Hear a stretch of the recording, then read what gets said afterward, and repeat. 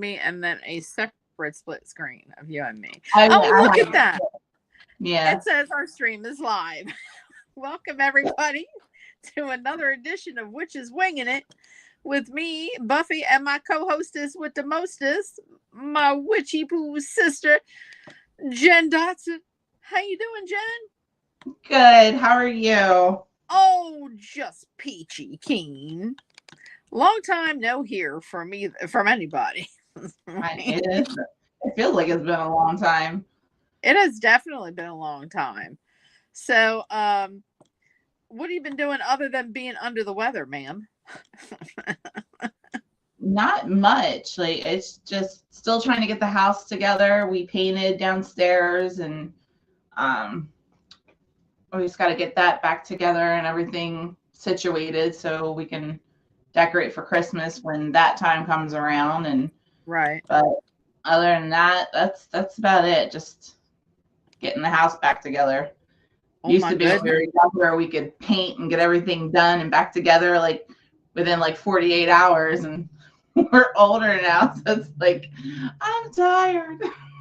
And that happens all the time. You know, you get a year older and then all of a sudden, you know, you had all this energy when you were a kid. Yay, let's put Christmas stuff up. And then all of a sudden, now that we're, you know, at a certain age, we're like, really? Do we have to? Mm-hmm. Yeah. Yeah. I even said I was going to decorate outside this year for Halloween, and every day ticked by, and next thing I know, it was Halloween, and I didn't put a dang thing out. Well, that would have been different for me, but you know, I live with someone who really does not dislikes Halloween terribly. So I love you Halloween know, and everything, but I mean, my room up here is, it stays witchy all year long, so oh yeah, there's that's like my spirit in office. here. So Yeah, there's my office, which is not done yet. I mean, I did put the paint on, and then we do have the curtain behind now. I actually went and bought the Harry Potter floating lights. oh, we had So those. Well, they we bought them for Bruce's sister for Christmas when did she you? was staying with us, and she Mm-hmm. put them up on the back porch, and they were really cool. I have yet to put them up because I have not had a weekend where I can actually just put crap up and leave it. You know, Mm-hmm. well, it was witchy season or spooky season. So spooky season, I'm always so dang busy. I don't know what made me even busier this year. Like I won't have. We were talking before we went on air. I won't have a free weekend until the second week of December, which is like really. I mean, I'll have a day after that because I'm back and forth between, you know, Ringtown and here, and then my personal clients, and then next Thursday is my Friday because I'll be up in Gettysburg for Ooh. Remembrance Weekend. I think it's the 161st anniversary of the Gettysburg Address. Oh, very Yeah. nice. Oh gosh, it's parties, balls, teas, everybody, fun and fun and drive, fun and drive. Look, the brain is not working today. It's dyslexic. Fife and drum corps will be everywhere, up and down Baltimore Street, Steinway, Taneytown Road, everywhere, playing and just having a good old time, hooping it up in front of the Dobbins house, which is where they mostly congregate. That and O'Rourke's, which is across the street, where all of the Celtic members of the drum and fife corps will be hanging out and battling it out. So that'll be good. Well, I'll go to a ball and eat dinner and get all fancified and pretty. So hopefully, hello to that one person that we have that's watching. Oh my goodness. I thought I saw Hexie there for a minute. She was back in there. She might have been. Yeah, this is before we went on air. She was climbing on the back of the couch, but anywho. Yeah, So been a little honoring already. Maven went and hid. I mean, it was terrible. Yeah, she keeps trying to knock my soda over. Yeah. And she's like, walks over to it, and she does a little paw thing, and I'm like, ah, ah, ah. And then she Mm. stops and puts her paw down, but she won't look at me. She just side eyes me. And I'm like, yeah, I'm talking to Oh you. yeah. It's something about them black cats. They like to side eye a lot. I can't say, you know, that Maven doesn't give me the side eye because she side eyes me too. Um, she had to go to the vet for her shots, and I had to drug her because Ahmed the terrorist does not like being at the vet. She attacks everyone. She has been known to manhandle some people in the back in the exam rooms, Oh, and wow.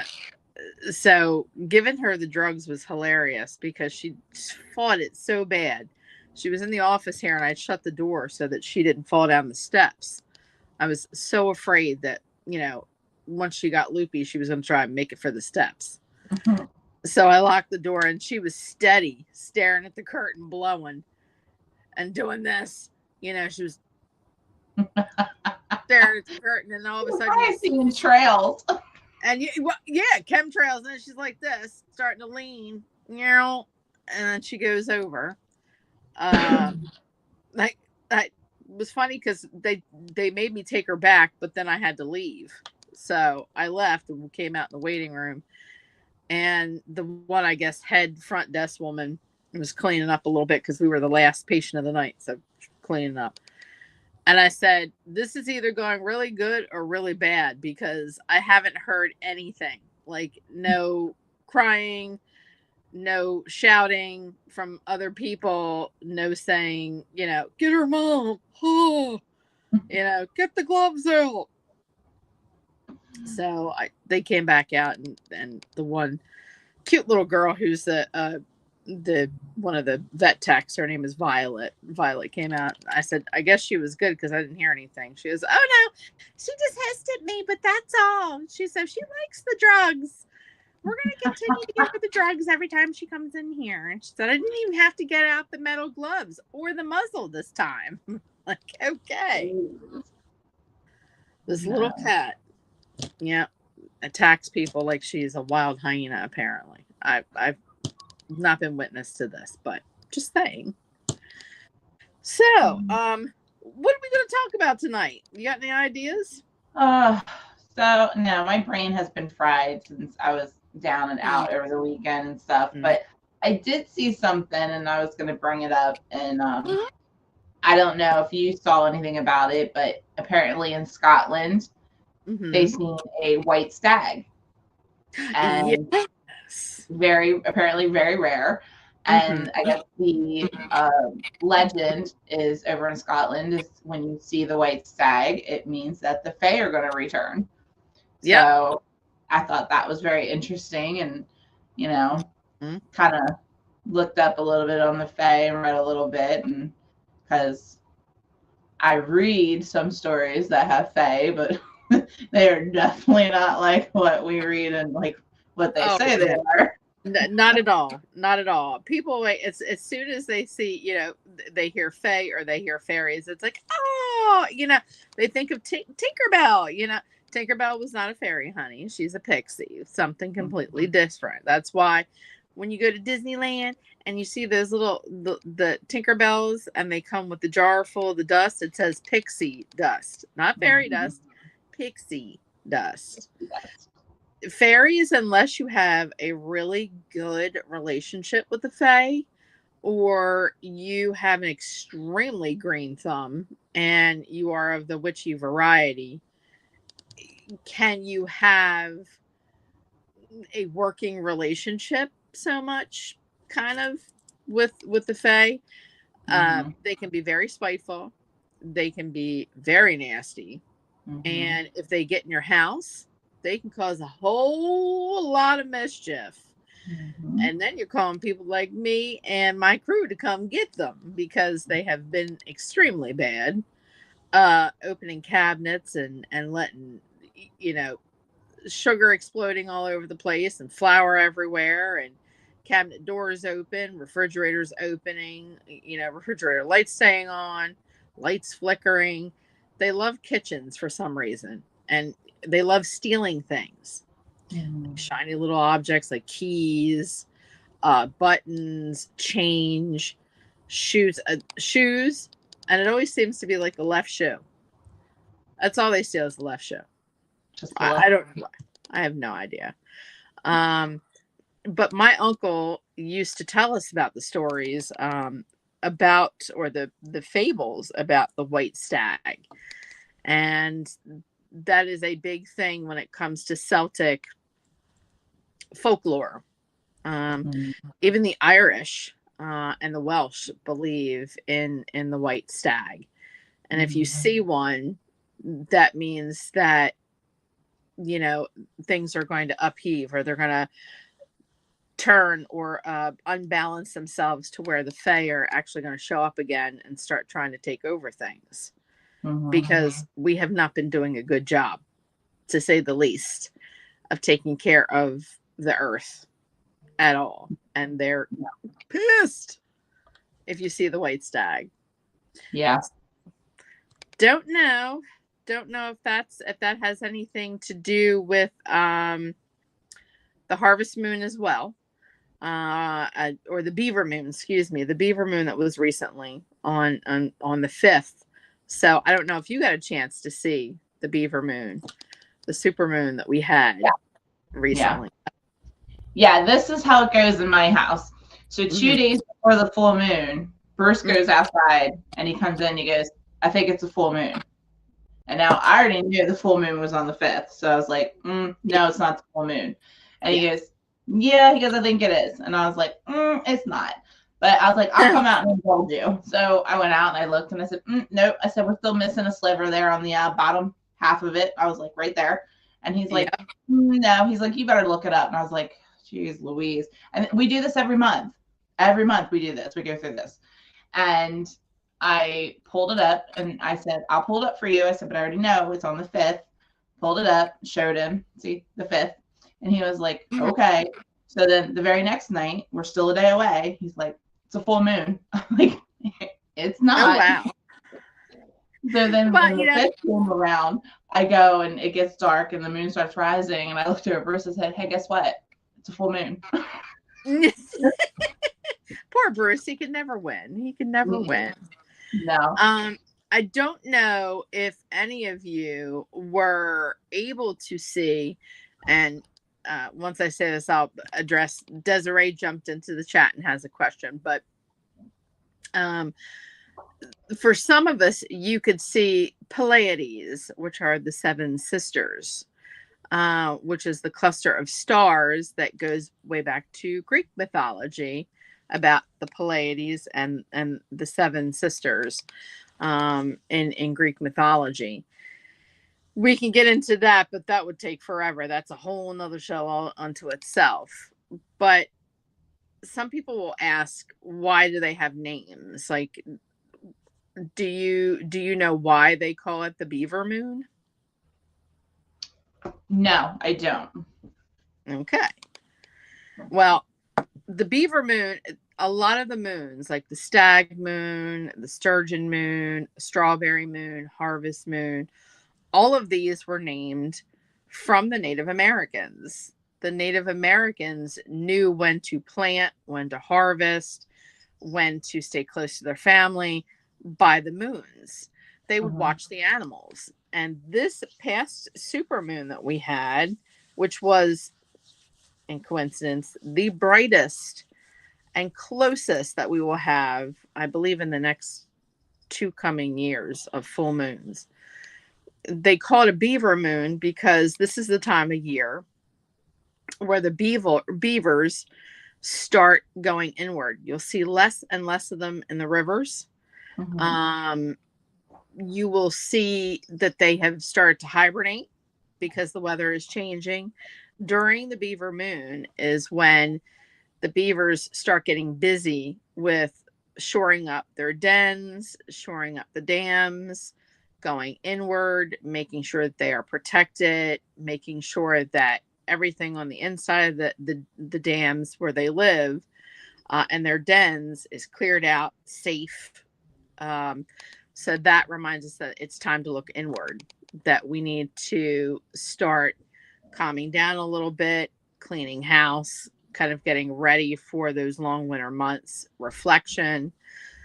Think about protection, quieting your mind, meditating a little bit more, and making sure that you have all your stocks or your reserves for the upcoming months. So yeah, the harvest moon is when they brought in the last harvest of what corn, veggies they had left that were in their fields or growing in their gardens. Time to take them in, because if you let them stay any longer, they're going to rot. Time to preserve everything you can for that last bit before the winter starts getting really cold. Hey, Lucy. Lucy jumped into the chat. I'm Hi, sorry. Lucy. I was distracted. May's licking an empty bowl and spinning it around in circles like she just has not been fed. Hexie does the same thing. Yeah, she's looking at me like, "Are you gonna feed me more?" No, I'm not gonna feed you anymore. You already had dinner. We had a question from Desiree, and the question she has is, so I was asked a question by my kids. And that question was, do animals, mainly our pets, do they reincarnate, and can people reincarnate into animals and vice versa? So you want to take that question, ma'am? I mean, I think everything. I mean, I believe in reincarnation. I have a book here somewhere that I read that was about reincarnation, and the stories that you're reading, and the proof that they had for the stories that these little kids had of who they were in the past was absolutely phenomenal. And if I could find the book and figure out the name, I would definitely let you guys know. It's a good book too, if that's something that you're interested in to read. But so I do believe in reincarnation. I think our pets, I don't see why they can't reincarnate and come back as another animal that you might have after your one passes away. So I believe that they can. What do you think, Buffy? I think it is extremely possible for them to reincarnate and vice versa. Funny thing about reincarnation, from what I've been taught traditionally and by those who believe in reincarnation, including the Hindus, the Taoists, the Buddhists that believe in reincarnation as well.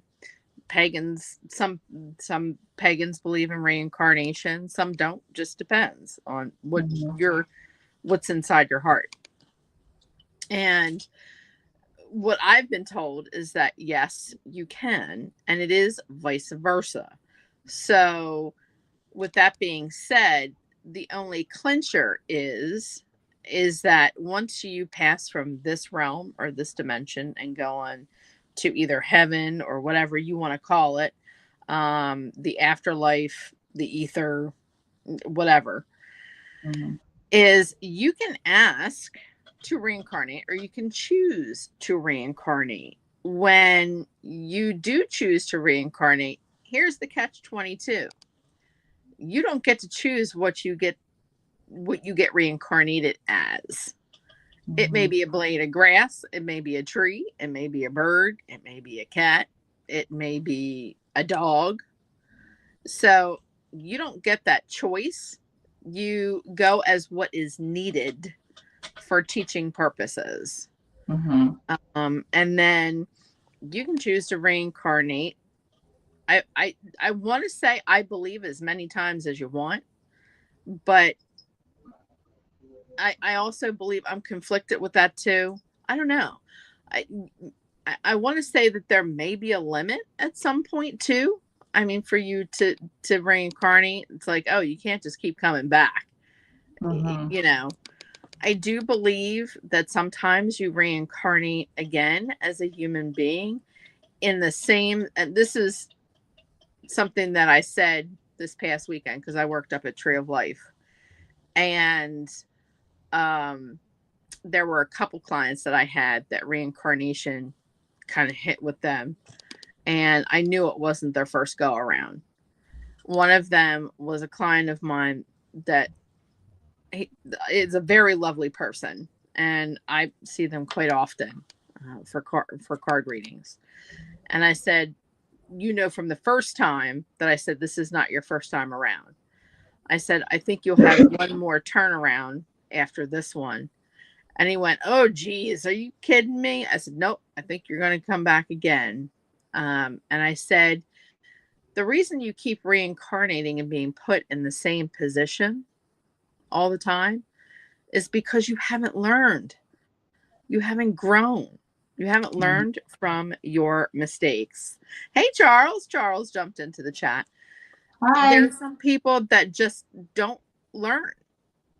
They have to understand that the reason that they're put in the same position each and every time is because they haven't learned. Once they learn what they need to avoid and what they need to do to grow as a spiritual person or as an energy being, then you won't keep getting stuck in the same position, you know?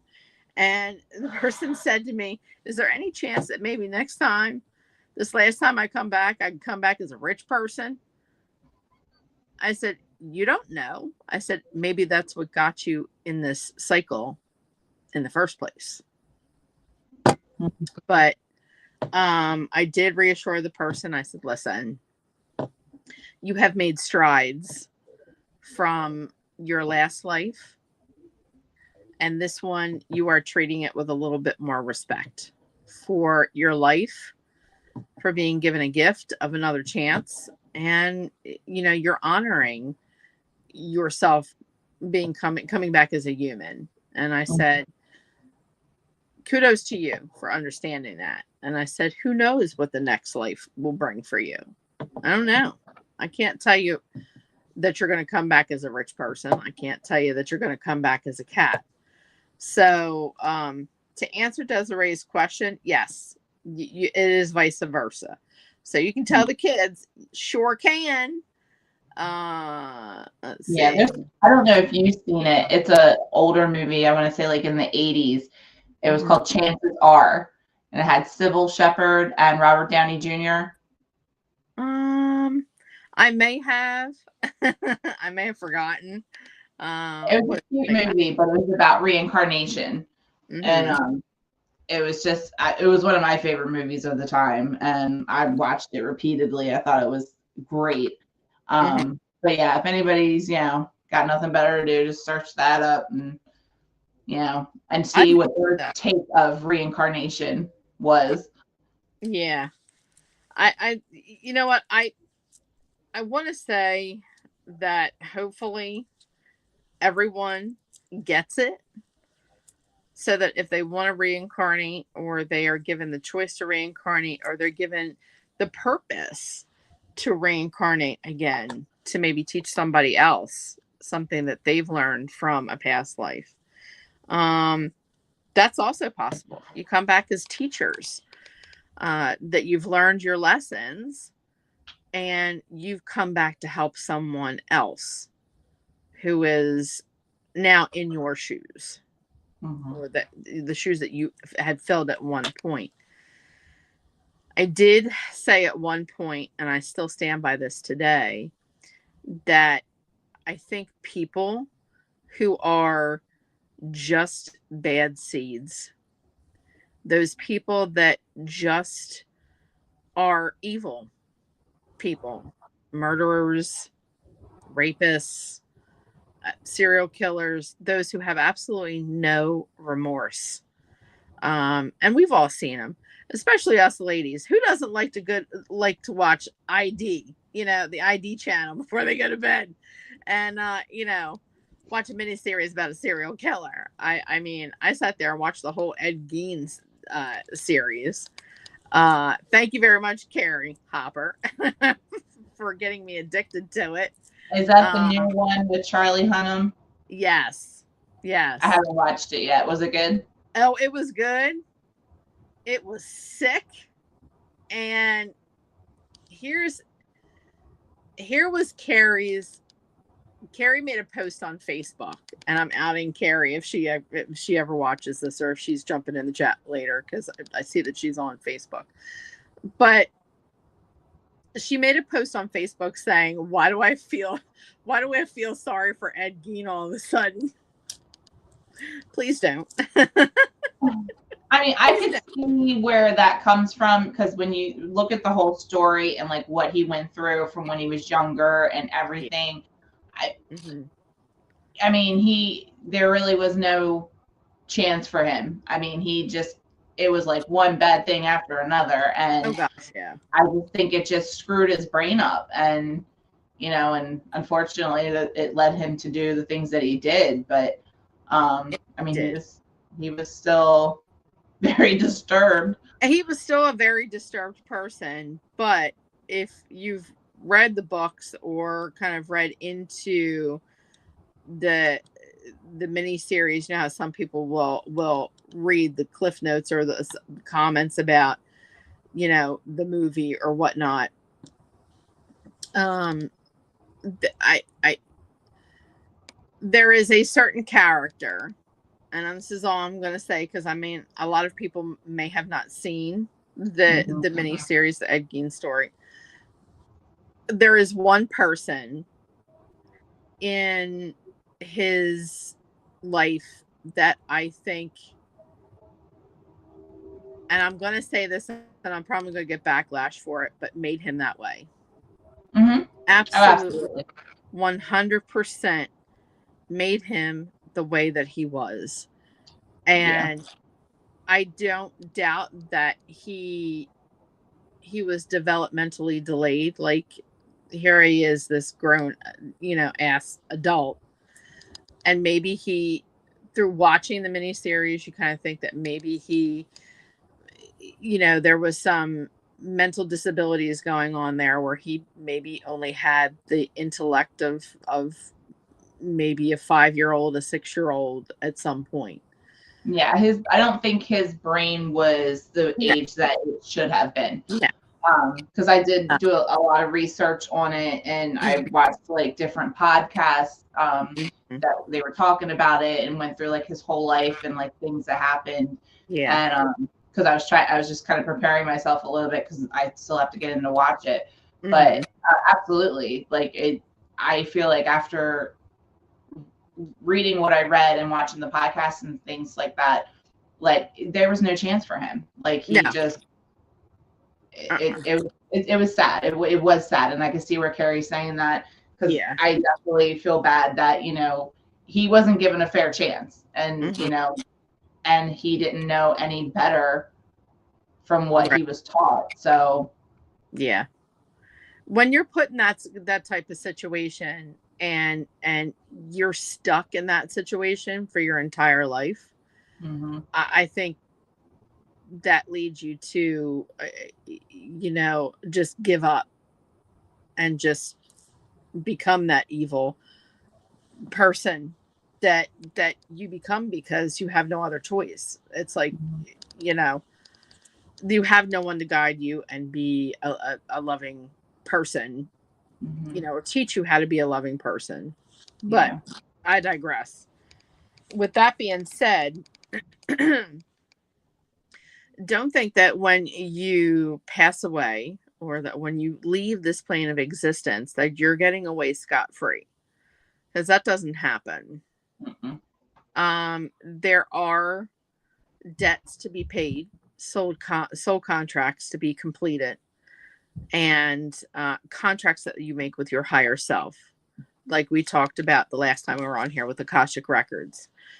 And with that being said, I think as a form of repentance, or a form of punishment, and I really don't want to use the word repentance, because that seems to be surrounded by one specific religious practice, where you'll see in movies, repent now, and you'll see a priest or a nun going, repent now, kind of. it is a form of repentance, or a form of like punishment, I guess I want to say punishment. That if you've shown no remorse, and I'm sure everyone has watched an ID mini series on a serial killer, like whether it be the Ridgeway killer, or you know, um Helter Skelter when it came to Charles Manson, or um I want to say what was his name, Ramirez. Mm-hmm. When they were in the court, there was no remorse. He was standing, they were all standing amongst family members of people that they had murdered, and they laughed. They thought it was hilarious. Mm-hmm. They had no remorse. They didn't say they were sorry. There was not even a tear that was shed for a lot of them. And I think when you move from, or you are, I love the way um, Leslie from Etheric Connections calls it. Uh, Kind of like when her husband Lloyd passed away. It was, and if you get to see this, Leslie, thank you ever so much. I still love you to death. Leslie Runkle and her husband Lloyd. Lloyd passed away, I believe it was 2 or 3 years ago, and she called it being birthed into spirit, or being birthed into the spirit realm. And it is. It's like a birth into, from one plane to the next. When you are set amongst those beings, or those higher planes, those higher beings, or your higher self, I don't think you are given a choice. Yeah. You are then put into another cycle of reincarnation. But I think you are either reincarnated as a victim of the crimes that you committed, or a family member, like a mother or a father of someone who was cut short in the same way that you cut someone's life short. So you experience every single ounce of suffering and pain and just downright grief that you caused an entire family. And you're meant to suffer with that, so that you understand your the result of your actions. Yeah. And I think it is fair, and I think it is just. That, and that's just my opinion. I mean, some people are going to say after this, "Oh my god, I can't believe you're such a terrible person." You say that, that's something that you approve of. Yes, it is something that I approve of. I mean, to be honest, I never thought of it like that before. Like I just thought of reincarnation and you can come back. But I mean, to hear it that way, I mean, I would wholeheartedly like, where do you want me to sign? Because I mean, people should, especially if, I mean, we think of people like when you're doing things like that, I mean, automatically I'm thinking you're gonna go to hell. If Mm-hmm. you don't and you're reincarnated, that should be your hell. I agree 100%. Mm-hmm. So Yeah. they can be mad at me too if they don't agree. But I mean, that definitely. I mean, the only thing I could think would be better is for them to be able to, you know, understand why they're being put through that. Right. You know. Um, I can't say whether they are told why they are put through that. I think I don't know, because obviously, I don't remember my reincarnations for something, and you have to think of reasons. uh, You know, one of the people that I read for this past weekend kind of looked at me and said, "Well, why am I put in the same shitty life, or the same shitty circumstances? I don't deserve this." And you have to kind of look back at it and think maybe you do. That we all talk about karma, and how Mm-hmm. sometimes we don't think karma comes quick enough, or Mm-hmm. karma never comes for certain people. You don't know that. Maybe they're living the karma Mm-hmm. that they should have gotten in the past, in the life previous. And the Yeah. reason that their life is so shitty because maybe you were a shitty person Mm-hmm. in your past life before this Or, one. they could be living it over and over because they just haven't learned their lesson. Right. You And know. yeah, I made that comment to someone who I respected, who I kind of like, and everybody thinks, oh, because you're a medium and you're a psychic, da da da, you should be able to avoid these situations. That's not how it works. It's Mm-hmm. not how it works. We are all given free will. We are all even gifted people. Each and every one of you that are out there that I have said has a gift, that you have a gift, are all given free will by whatever you hold higher than yourself, whether it be great creator, God, comes by many names. The collective, the source, the one. I don't care what you call it. You are given free will. Mm-hmm. So you do things freely of your own actions. And this person I really don't speak to this person anymore because they insulted me in front of a very large group of people. And they had the nerve to call me a gypsy. What are you doing? Selling snake oil up there, just spreading your lies, being a snake oil salesman. And I talked to him and I said something to the effect of something about karma. And I said, first of all, I'm not a Rumney. That's number one. I am not a Rumney shell either.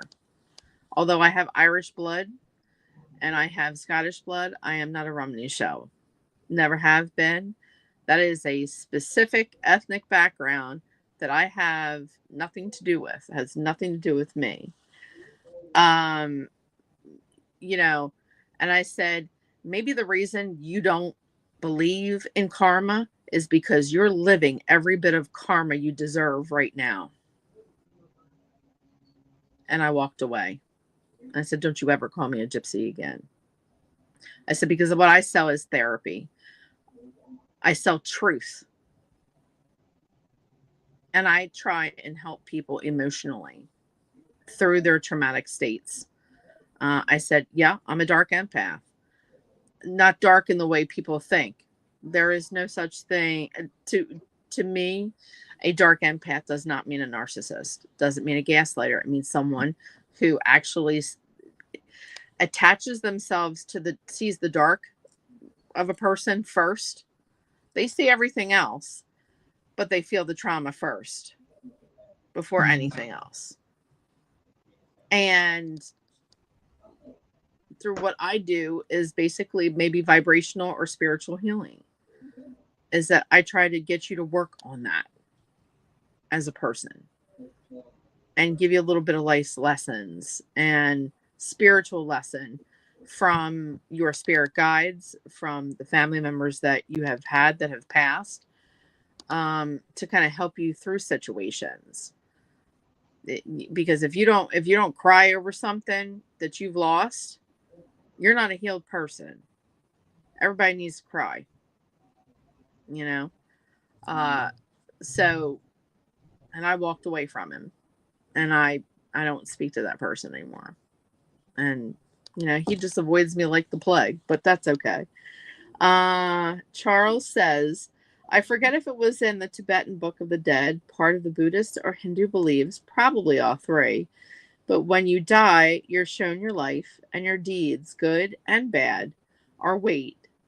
This is supposed to help determine what's going to happen to you.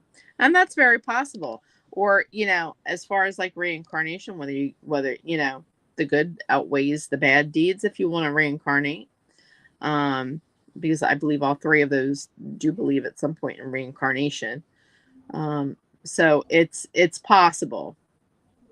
Um, Book of the Dead, part of the Buddhist.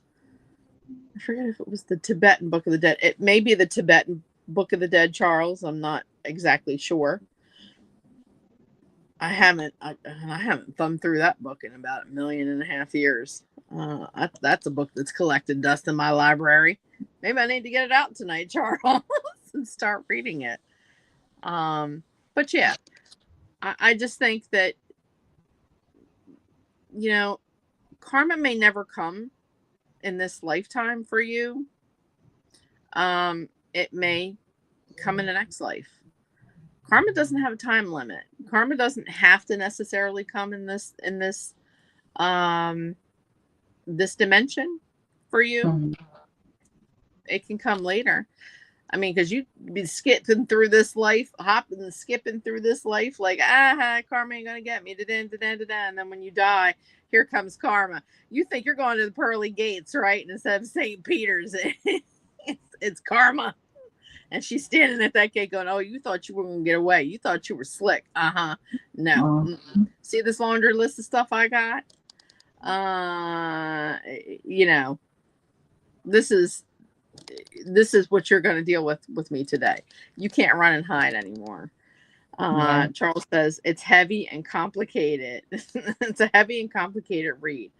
It is. It is. I have one that was gifted to me by a librarian. The library actually closed, and she had a copy of it.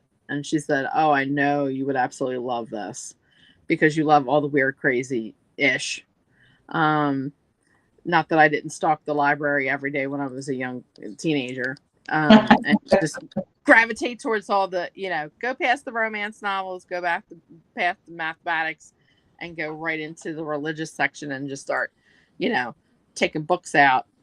And she asked me one time, "Are you going to be a theologian or something? Are you going to take some spiritual trek somewhere? You gonna join the Hare Krishnas or something? Are you going to be a nun, or are you going to be a theology teacher?" I'm like, "No, I just like different religions. That's all. I like how they're neat and how sometimes they intersect with each other." I'm like, okay. This is back in the '80s. We had the librarian that looked like the woman from the Ghostbusters with the red hair. The one that, "Is it a free floating phantasm that doesn't have legs?" We got one.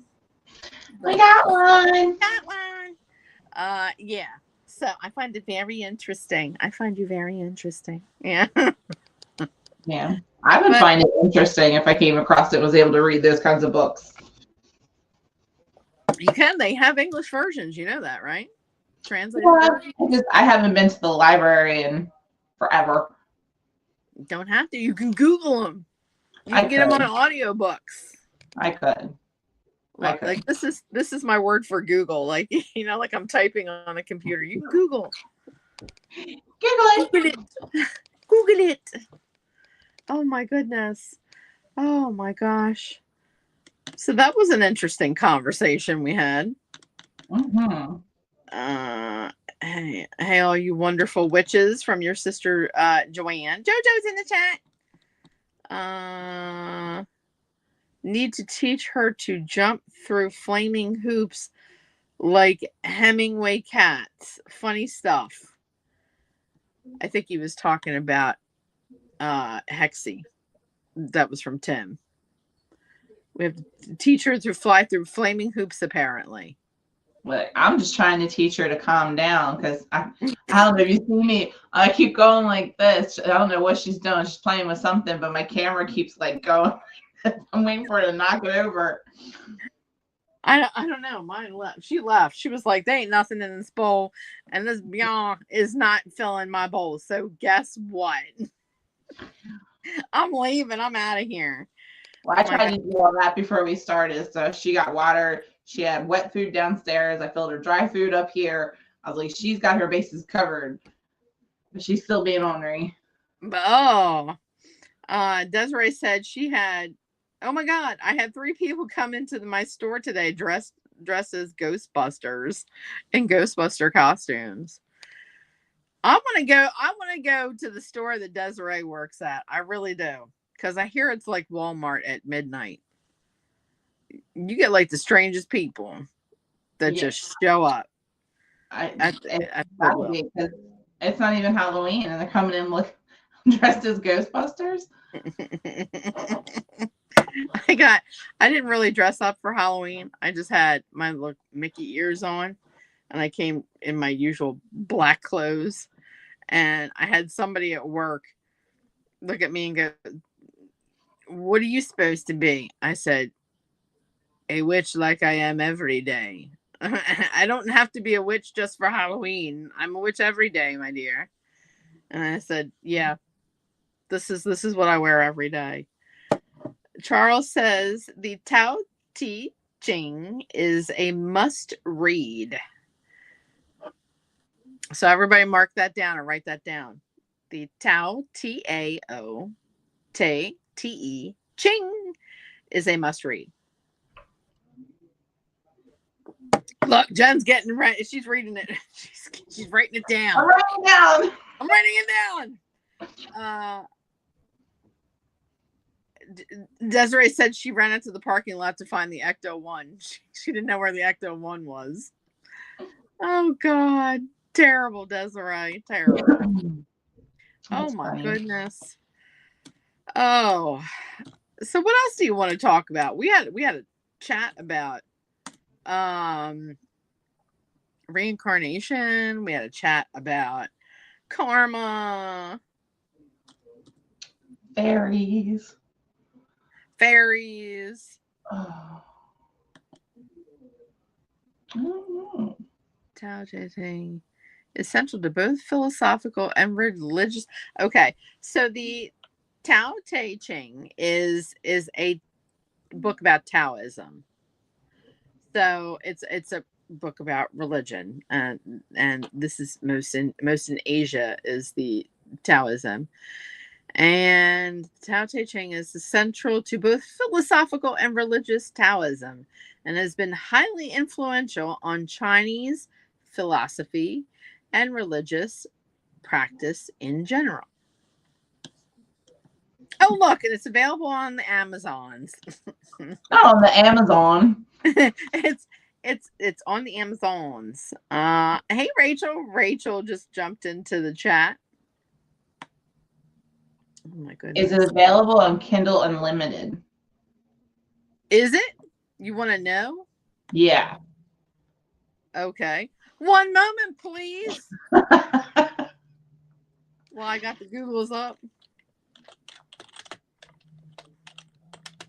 Okay. On Kindle Unlimited.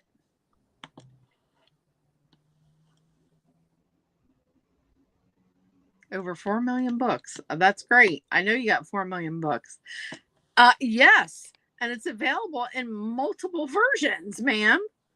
Oh, well, then I'm good to go because I pay for Kindle Unlimited, so I can just download that sucker. Yep, and it's free for those who have Kindle Unlimited. I'm gonna tell my mom she should read it. My mom will be like, "Yeah, right." Like, I fall asleep trying to read English stuff. You want me to read something Chinese? Rachel says she's getting 4 ginger baby floofs.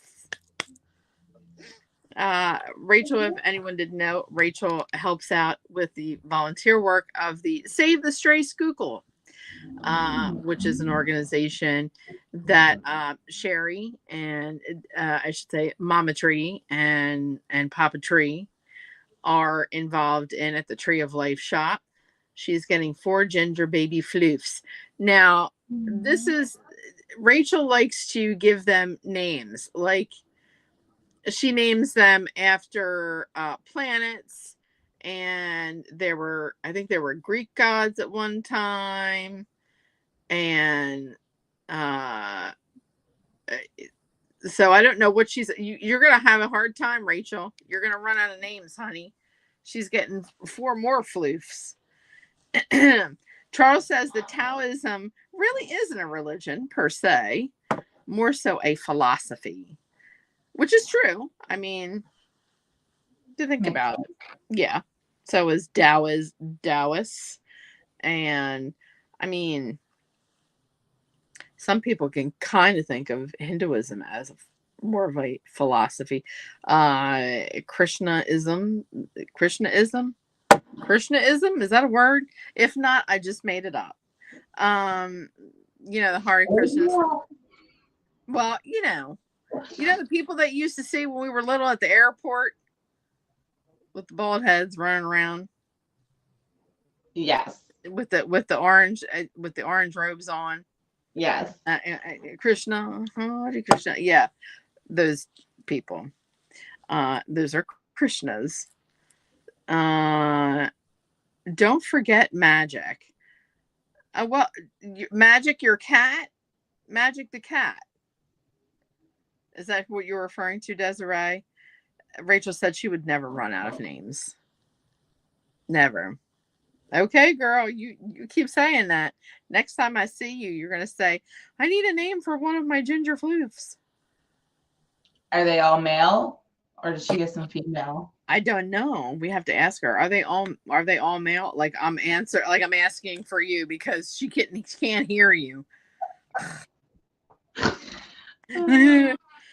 My recent ginger floof girl is named Enya, Irish for fire.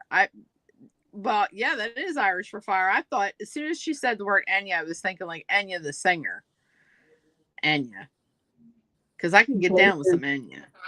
Jace's orange cat that he has is a female, and he named her Nessa LaRue. Nessa And LaRue. Wow. mhm, means Mm. feisty from the streets. Oh, okay. Because he found her in the streets when she was just a little kitten. She was a And she was a hoodlet. She was a yep, kid. and he brought her home and he bottle fed her and he took care of her, and that cat is glued to him, but she is a little feisty. You could tell that, her mom was a street cat because she definitely has it in the DNA. But he loves that cat, man. She just rides around on his shoulder. Uh, let's see. We've got comments. Desiree says I wasn't worried about the Ghostbusters, but I would have if I would have seen the Scooby van and the Impala. It's about to go down. It's about to go down. Not unless you got pudding. Then you will find Dean. He needs pudding to be coming out of his rabbit holes. Yes, Charles said Taoism and Taoism are the same religion. It depends on the translation. You're right, it does. Poor Tim. Tim is like, as long as you got Dunkin' Donuts around, you'll have plenty of names. He's going to get another dog and he's going to name it Latte. Chai Latte. Watch it happen. Rachel said spicy street cred girl. She's a spicy street cred girl. That is very true. So getting back to do you think we come full circle. Getting back to the top of our show when you said that in Scotland it was reported that they saw the white stag. Do you think the fairies are coming back?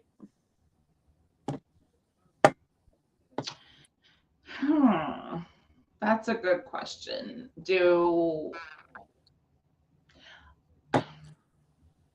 I mean, is it a possibility? Sure. Mm-hmm. I mean, if they do exist, I mean, who's to say that they weren't here already and they just weren't showing themselves? Mm-hmm.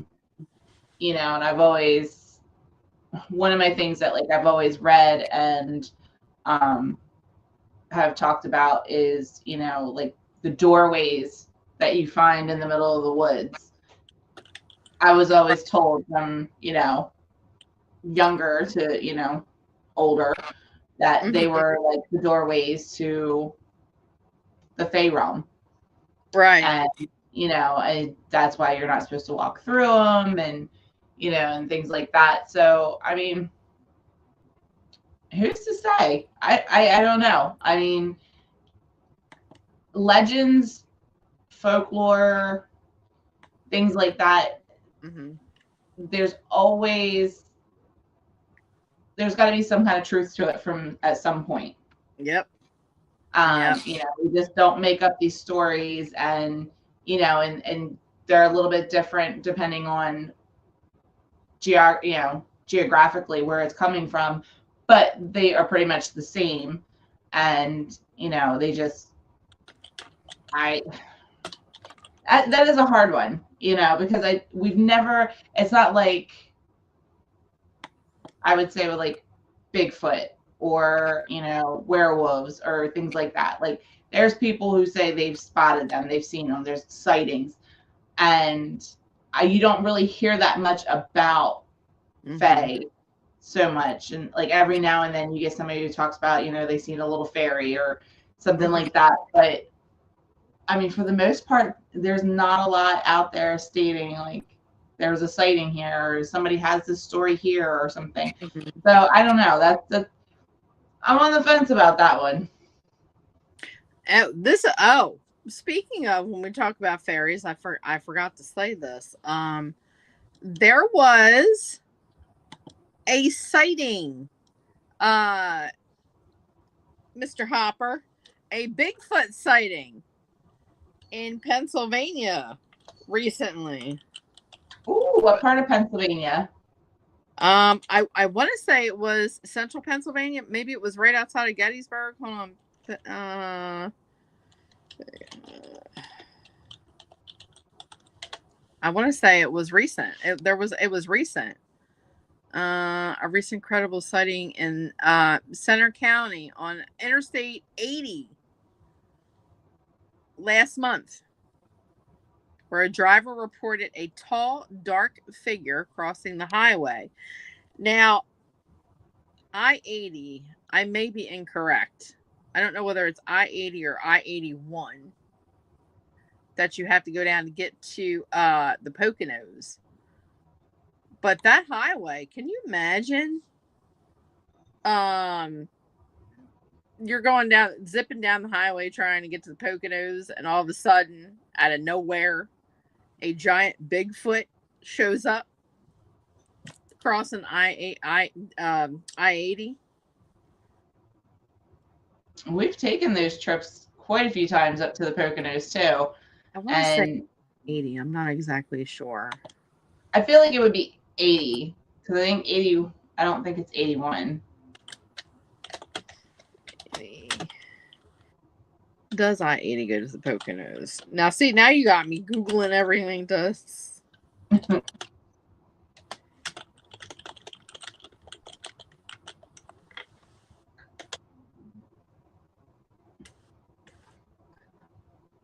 uh, it certainly does. It goes right up into the Poconos Mountains. Actually, I 80, the interstate I 80, you can catch it in the Poconos Mountains and take I 80 all the way into Nebraska. That's where Wow. I 80 ends, in Nebraska. Goes through Chicago, Ohio, Indiana, Indiana. Indiana. That's my new thing. Indiana, you are now known as Indiana. Indiana, Iowa, and right into Nebraska. It runs east to west. No Google needed. Charles and I know. Well, you didn't have me Google all that. You should have just said, "Yup." Come on, Charles, where are you? Susan said, "Yup." So yes, there was a Bigfoot sighting. How about them apples, Mr. Hopper? With the Bigfoot sightings, as recent as October of this year. Wow. Yes. It does not state whether it was in the daylight or at night. So I want to assume that it was at night because I don't think there have been many sightings during the day. I could be wrong because I'm not a huge watch me as I rub my eyeball out of my eye. I'm not a huge Bigfoot follower. So I would have said that it would have happened at night. Taking that way when we go to Nebraska. Joanne's like, yep, we're taking that way when we go to Nebraska. Stopping a few places along the way. Is your sister going to Nebraska? Your sister ain't. JoJo?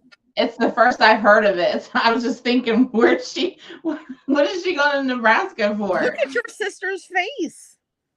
Poor Jen is like, we're sisters, and as far as I know, what does this talk about you going to Nebraska? JoJo's going Bigfoot hunting. Anybody want to go on a Bigfoot hunt? We can all go together. Road trip. Okay. We're going from the Poconos Mountains straight through Indianapolis. Indianapolis. Indianapolis. We got in an R now. And then going into Iowa is when we go to visit Jesse. Oh, it's when we go to visit Jesse, Brian's brother. Gotcha. I forgot they live in Nebraska. They live in Nebraska, you dummy. Cool. So you can go right through. Listen, I need you to go through Indiana. Indiana. We need a picture of the Indiana sign.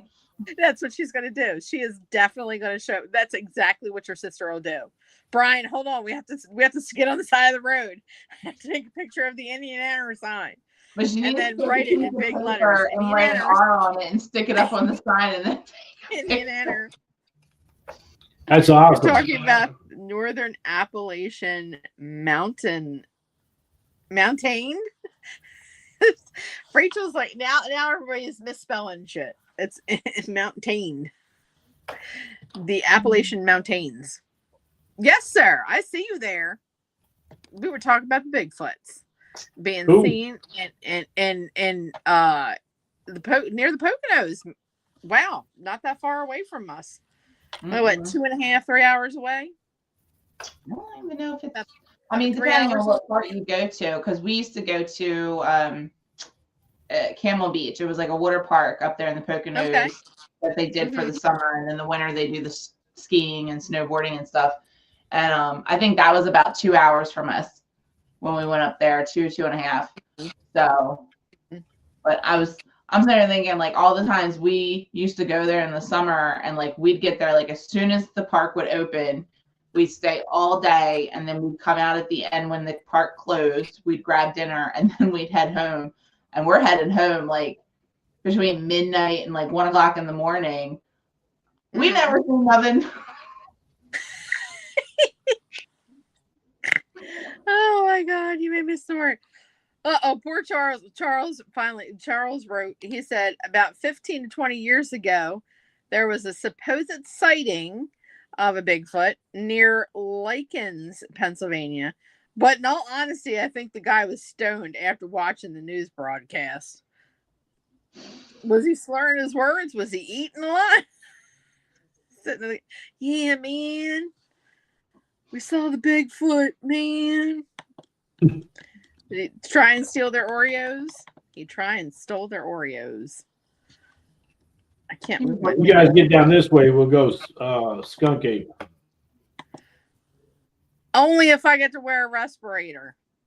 I don't want to be nervous. Why would you want to wear a respirator? You got Florida water up there you use in your cubicle. Why in the hell do you want to wear a wet respirator? Before the show, let's preface this by saying, right, Jen? I was talking about not swamp water, but Florida water. You know, the voodoo Florida water that you get. Where do you think Florida water comes from? It certainly doesn't come from a swamp. What do you think we get our drinking water from? But okay. I'm not going to win this fight. I'm not going to win this fight tonight. I guarantee. No, I'm you're not. not. Not that one. But they purified it. It's not like I went to a swamp and said, "Here, I'm going to just fill it up on the side of the road." They There I purify am. this damn water. They purify it with chlorine and salt. And salt, yes. It was a rundown trailer camper in the middle of the woods. Apparently, this place in Likens, Pennsylvania, I guess where the guy was, who reported the sighting of the Bigfoots. It was a rundown trailer camper-ish looking thing in the middle of the woods. Oh, you're probably on mushrooms or something. But he was probably, that's true. Was he on the shrooms? Some of them mushrooms you better leave alone.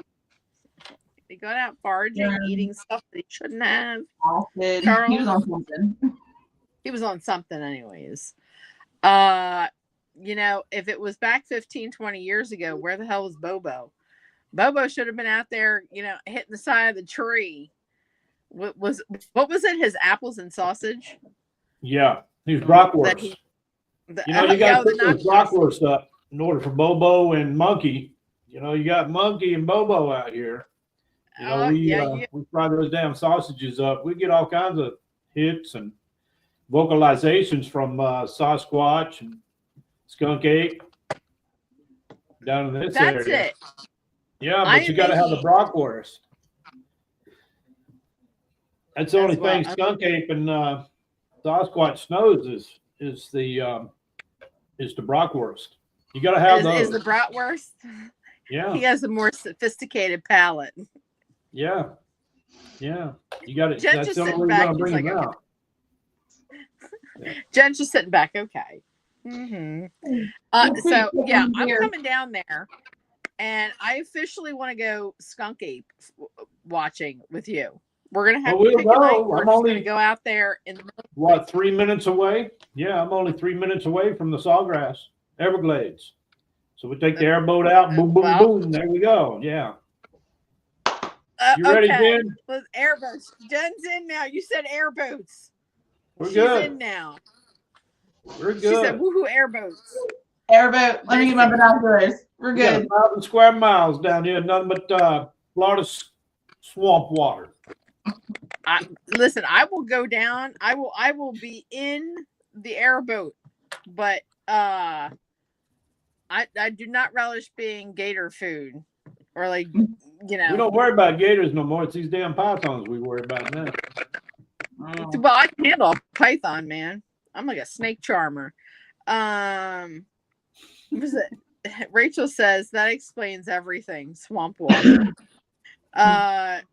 Desiree says they purify it through stills as well, not just salt and chlorine. Yeah, they do. But that's for the Appalachians, the Appalachian Mountains, the Appalachian Mountains. Appalachian. I can't talk tonight. I swear. Indiananer. Hey, you know where our good friend Rocco and his family moved to? Nebraska. They are in Nebraska. They're in Nebraska now. They are in Nebraska now. I've lost touch with them. I don't see them on Facebook anymore. Really. They're very, very seldom on Facebook anymore. He's laying low now since all of that stuff came out, with the Mothman. Oh, God. Yeah. I was going to say we can get him for a repeat show. I mean, I think Jen would pick his brain as far as. So if you guys were not with us at one point when we started doing the Paranormal Talk 2, which was when I first started, 6 years ago, Tim? Yeah, 6 years ago. About 6 years ago. Yeah. Tim has a friend of his named Rocco. And Rocco was a Marine, correct? That's correct. Okay, he was a Marine. And he was stationed. I don't hold that against him, though. What? I don't hold that against him. Oh, no. Oh, stop. A little bit of rivalry against the Coast Guard and the Marines. He was in the Marines and he was stationed at Point Pleasant, which is where the Mothman sightings happened when the bridge went down. Years ago. I think it was 65. Did we say? Yeah, somewhere around that, I think. 1965. 66, Well, 65, 66. 66, 65. Not Pleasant, somewhere in there.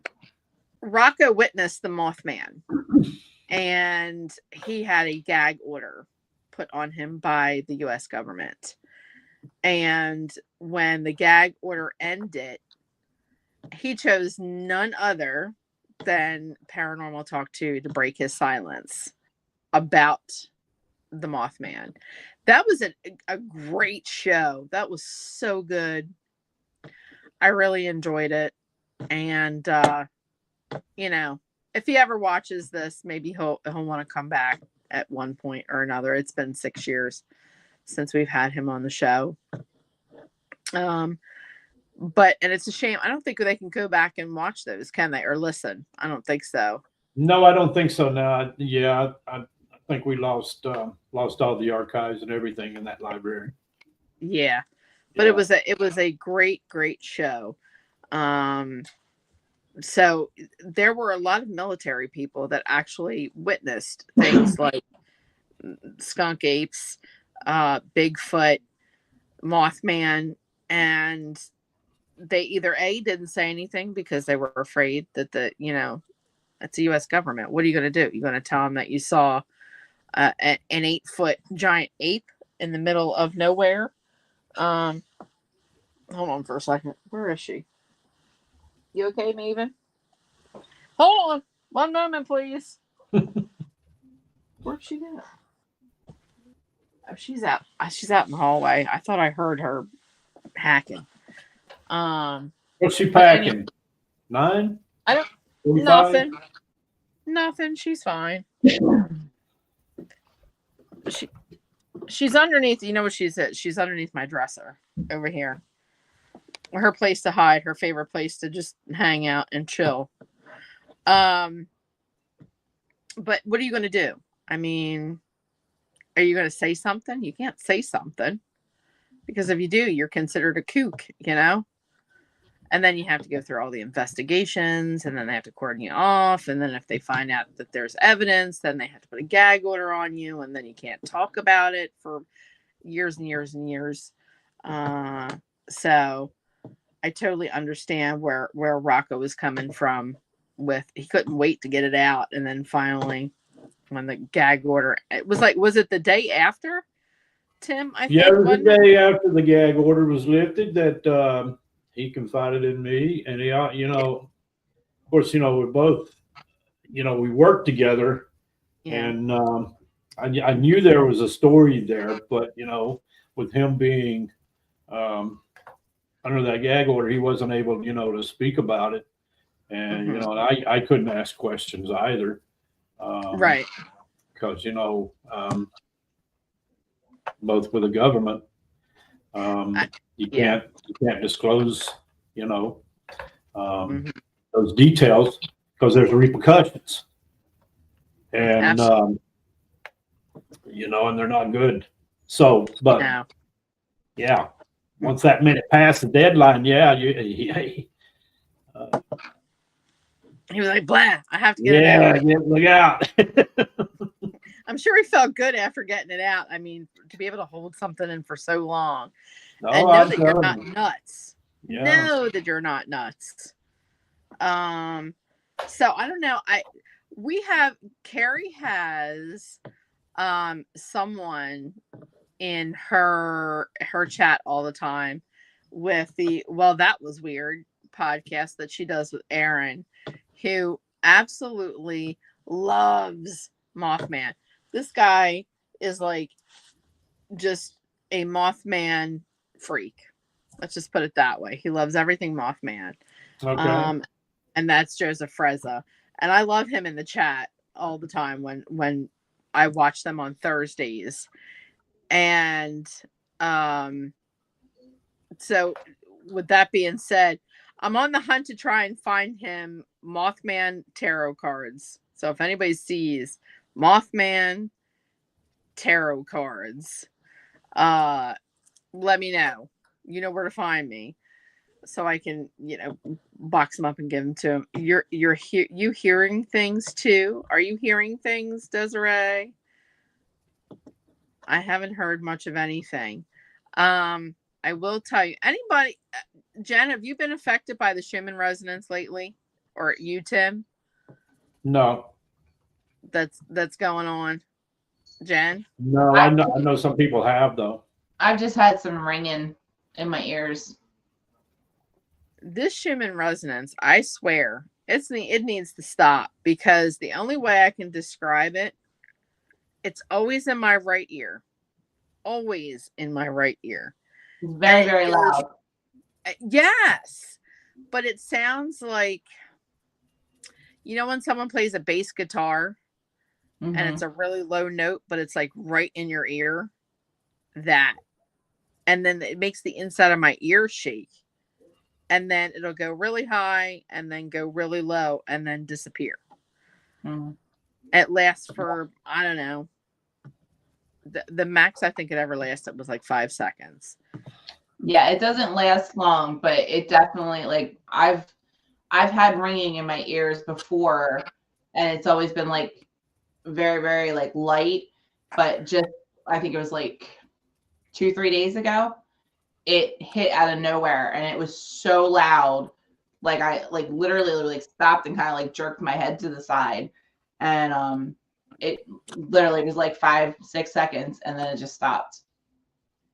Well, I've been having this ish go on for the past months, and it's driving me nuts.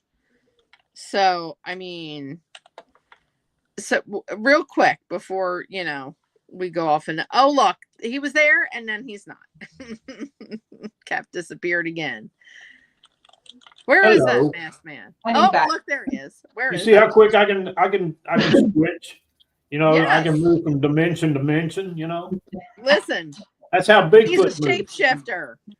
He's like the Bigfoots. Big feet. That's how he moves. Bigfoot. Yeah. Time travel. They can't catch him. Yeah. You can teleport from one dimension to the next. Right, Jen? Jen knows. That's what they say. Absolutely. That's what they say. Well, that's what was her name? Susan from the Sandia Mountains. When we were talking about the Ponte, do you remember the shows that we talked about the Ponte? Yeah. The extraterrestrials, the ETs.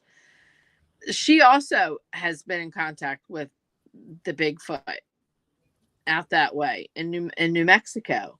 And I don't know whether it was her or someone she knows that tried to prove that they had a Bigfoot in her yard and she had seen it.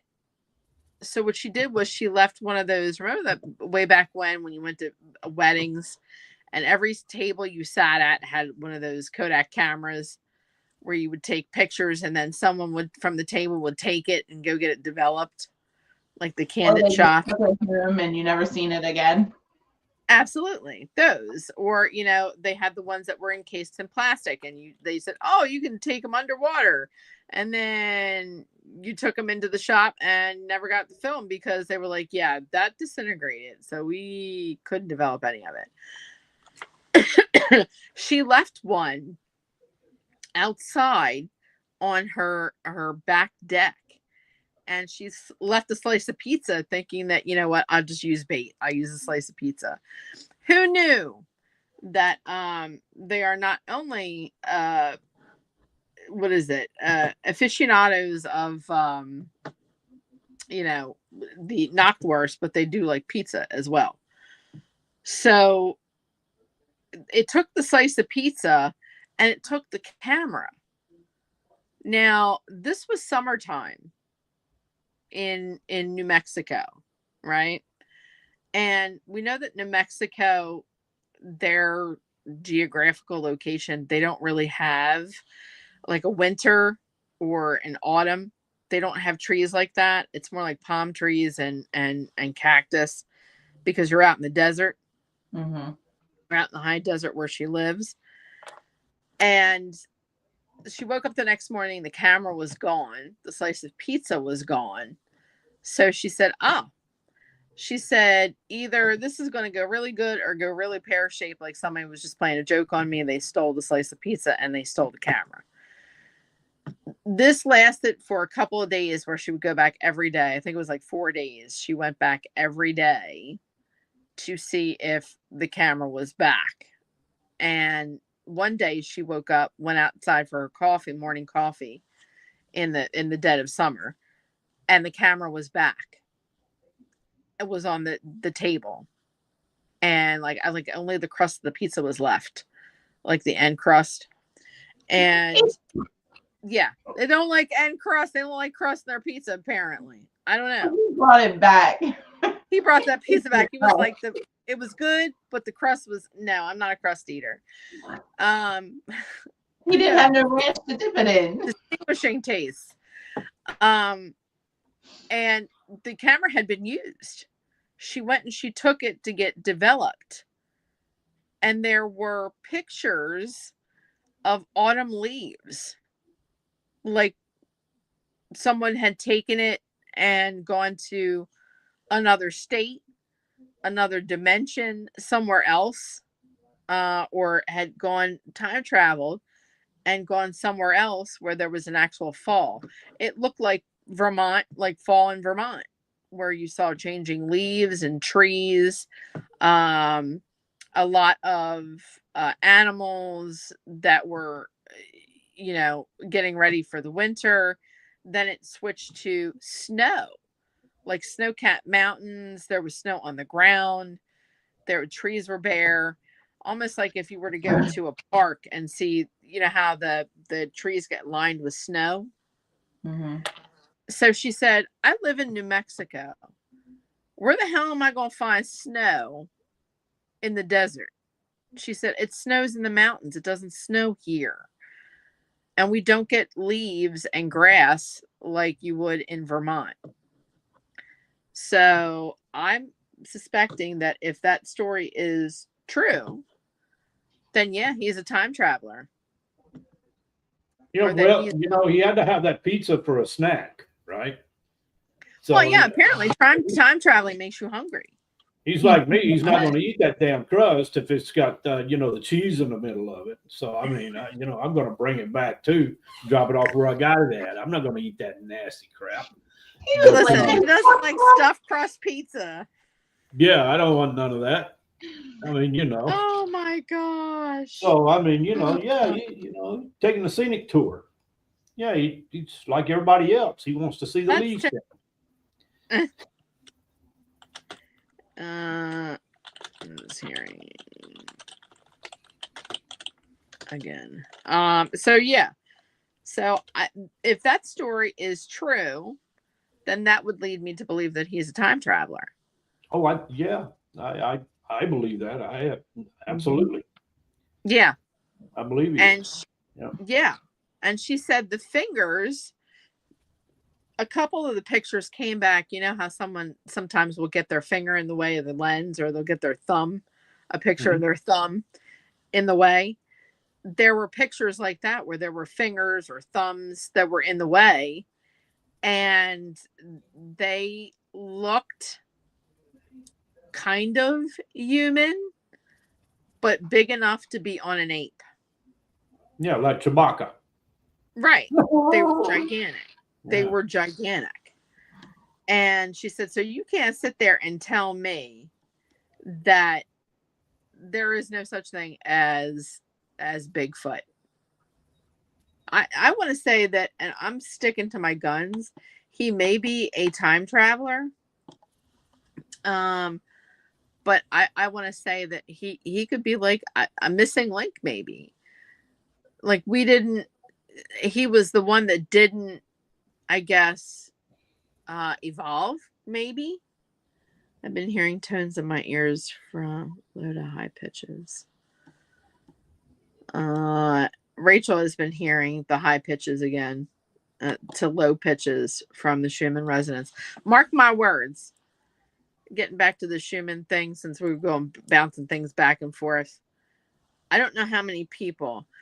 I did make a comment on Facebook, and Tim, you saw that comment on Facebook that I mentioned about y'all didn't pay attention to me 3 years ago about things going off.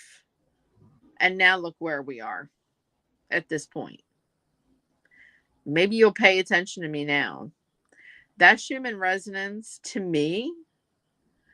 And from what I've been told by certain beings, if you had gone to the Tree of Life shop when I did my channeling, you would know who those beings are. Kita and Abe. Something bad is about to pop off. You think it's bad now, you wait. The human resonance is like a warning sign from the earth that things are about to happen. To me, that's what it means to me. You can choose not to believe it at this point. I don't care. I've stopped caring when it comes to telling people stuff and then they don't pay attention. Mark my words. Something's about to pop off, and it's none too good. You think the ish is bad now? Wait, because it's coming. This is the what do I want to say? The what is it? This is not the headliner that's happening right now. This is the opening act. That's what I want to say. The opening act. You wait. Things are going to get worse, and we're in for it. And I think I want to say that with you saying the white stag, or people saying that they saw the white stag, this is the beginning of the signs. Tim can tell you that in the plains, Native Americans believe that when a white buffalo is born, that is a sign of things to come. That the earth is changing. That certain natural some natural elements are getting tired of not being balanced anymore. The spirit realm is coming. You think that this ain't fun? We're going to be in a spiritual war coming, and it'll be none too happy about what's happening or what's going to be happening. Mm-hmm. And it's getting more and more every day that I'm hearing this, and it's getting louder and louder, and it's the point where the past 2 days I've had to walk away from my desk at work and go outside and yell at myself internally and be like, will you just stop, because you're getting annoying, and it's getting bad. So that's my little soapbox. Not hearing ringing, but my right inner ear has been itching like crazy, like someone is tickling my ear with a feather. I haven't heard anybody say it's like that, but I guess each person is different. I don't know, Jen. Have you felt things different? Like you, come on.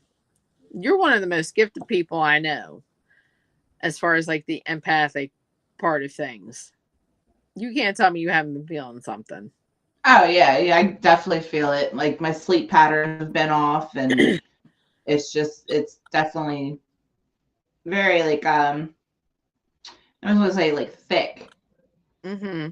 Is how I can explain it, and and I think like the more it's changing outside, like with the way things are, mm-hmm. the more happens in here. Mm-hmm. And, like stuff just like is very, how do I want to put it? And it's just a little off. Like things are just not settled in here like they used to be. So mm-hmm. I got a lot of things moving and thumping, and my poor cat's having a time with whatever it is. Yeah.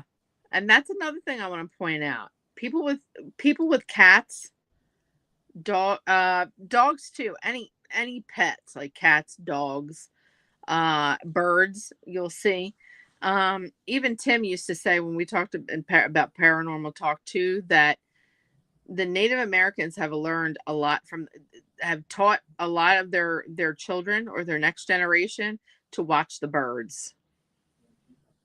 If the birds remain silent or they get very silent, they start flying in huge flocks for no reason, like the birds that'll stay. You know, and you see them leaving for a reason, or you see them panicked. You see crows panicked, ravens panicked, and you hear them or see them in large crowds, and they start calling away. That's an indication that something is popping off. Pay attention. Those of you who have cats especially, not just dogs, but cats especially. There is a reason that the Egyptians absolutely venerated cats. And that is because cats were the only animal that could slip in between realms, from the realm of the dead to the realm of the living and back and forth. They were the messengers. They were the guardians.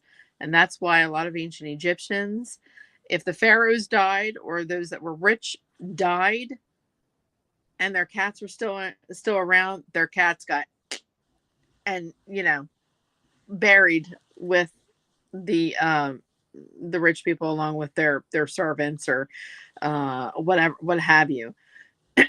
Notice your cats acting goofy or like something like they shouldn't be acting, or like nervous. Calm cats will become nervous. They become twitchy, or they start staring at nothing all of a sudden. That's the sign to pay attention. To definitely pay attention. Rachel said something. She said that the East has not had a major earthquake in a very long time. I wouldn't be surprised if we get one soon. We've had rumbles more frequently lately, and I want to assume that's up north, like in central Pennsylvania or in the Shenandoah. Sometimes they'll experience more of it because they're in the mountain areas. And what else? I can't find my chat. My chat has disappeared. And Tim made a comment that we live on a nasty fault line. We do. Delaware is on a fault line. So Delaware could be just like California, one good earthquake and bam, we're an island, honey. It's California one day, I swear, is going to become an island at some point with as many earthquakes as they have. I'm waiting for that to just break off.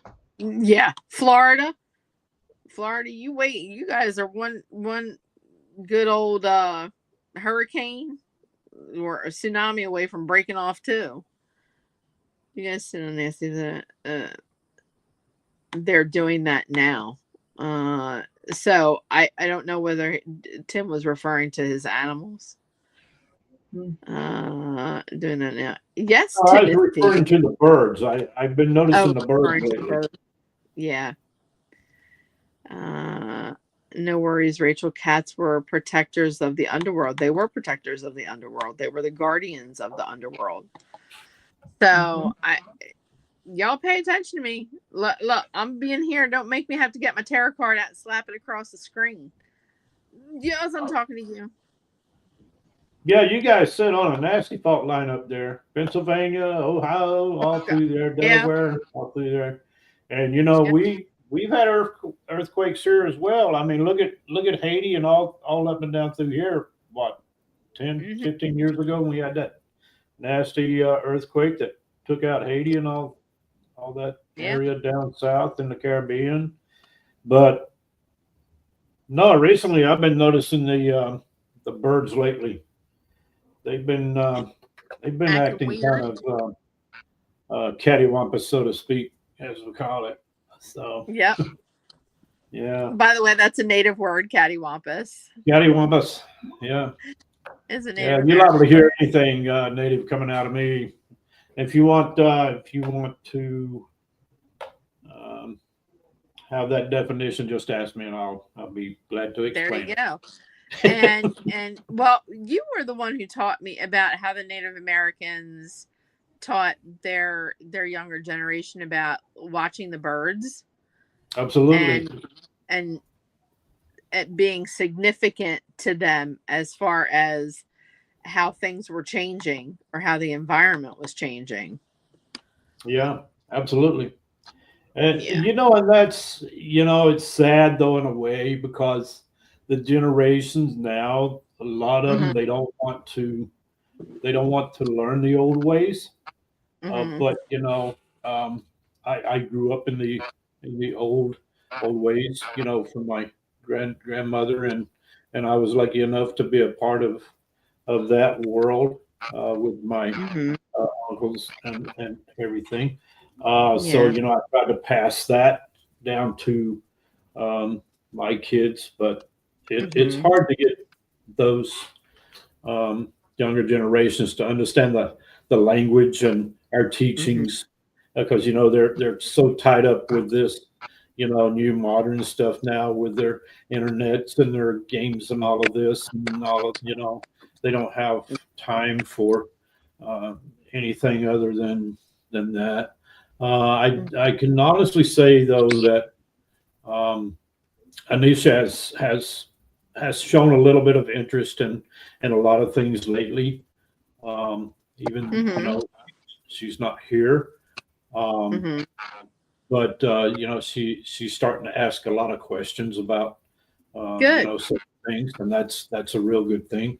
But as for the birds, the animals, if we stop long enough and pay attention to them, they talk to us. They tell us things that we need to really pay attention to. And Mother Earth is the same way. If we just stop long enough to listen and to pay attention of the sickness that's going around with Mother Earth.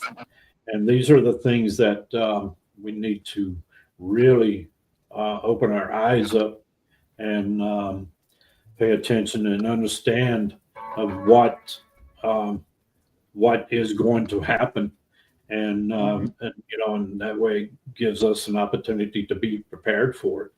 As for if we just tune it all out, we're not going to be prepared for the coming. And things can heal just like everything else. Yeah. If we catch it and we pay attention, right? So we don't want to. It's its way of washing, right? But we do want to make everybody aware that we're only here for a short time. After we're gone, then who knows who carries on, right? So these are the things that we really have to instill in generations of this generation and generations to come. So. I mean, how do you think how do kids think that their parents, their grandparents, their great grandparents survived? I mean, and it's kind of sad, because the only time that they're going to want to learn about their roots or where they come from or the languages that they spoke is when they're gone. Exactly. A day late and a buck short. So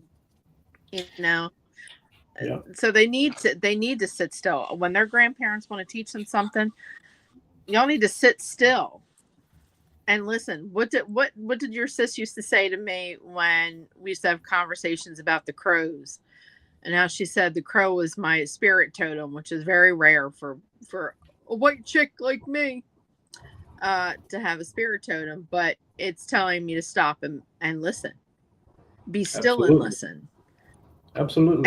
And how do you think that the Native Americans survived before colonization, before the white man came up?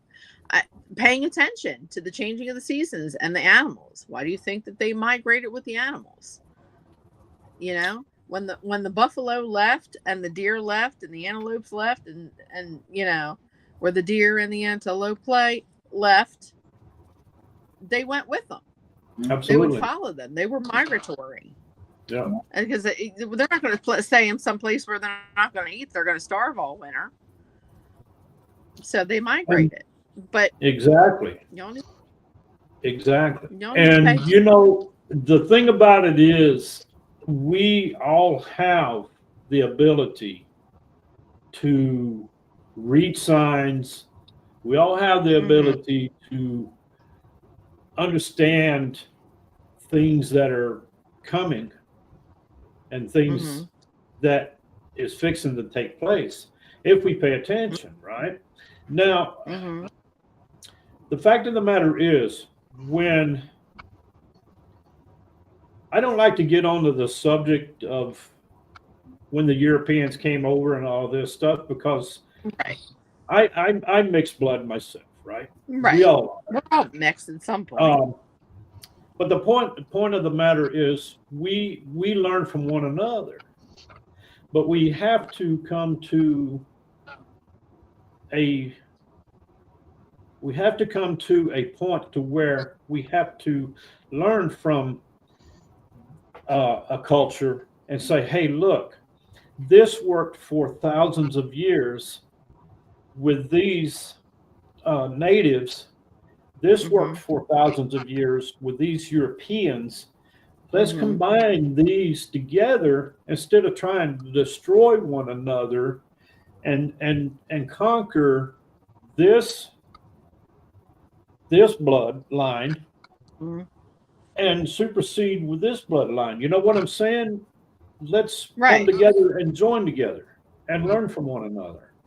But I mean, I don't want to get on that subject because I mean, this is not my show. But everyone out there that's familiar with PT2, familiar with Paranormal Talk 2, familiar with me, you know where I come from. It's a conversation that we've had so many times, and we all learn from one another. And I have so much to put out there for everyone because of who I am, where I come from. Not only of this world. I know more about the Native American world because that's the world I grew up in.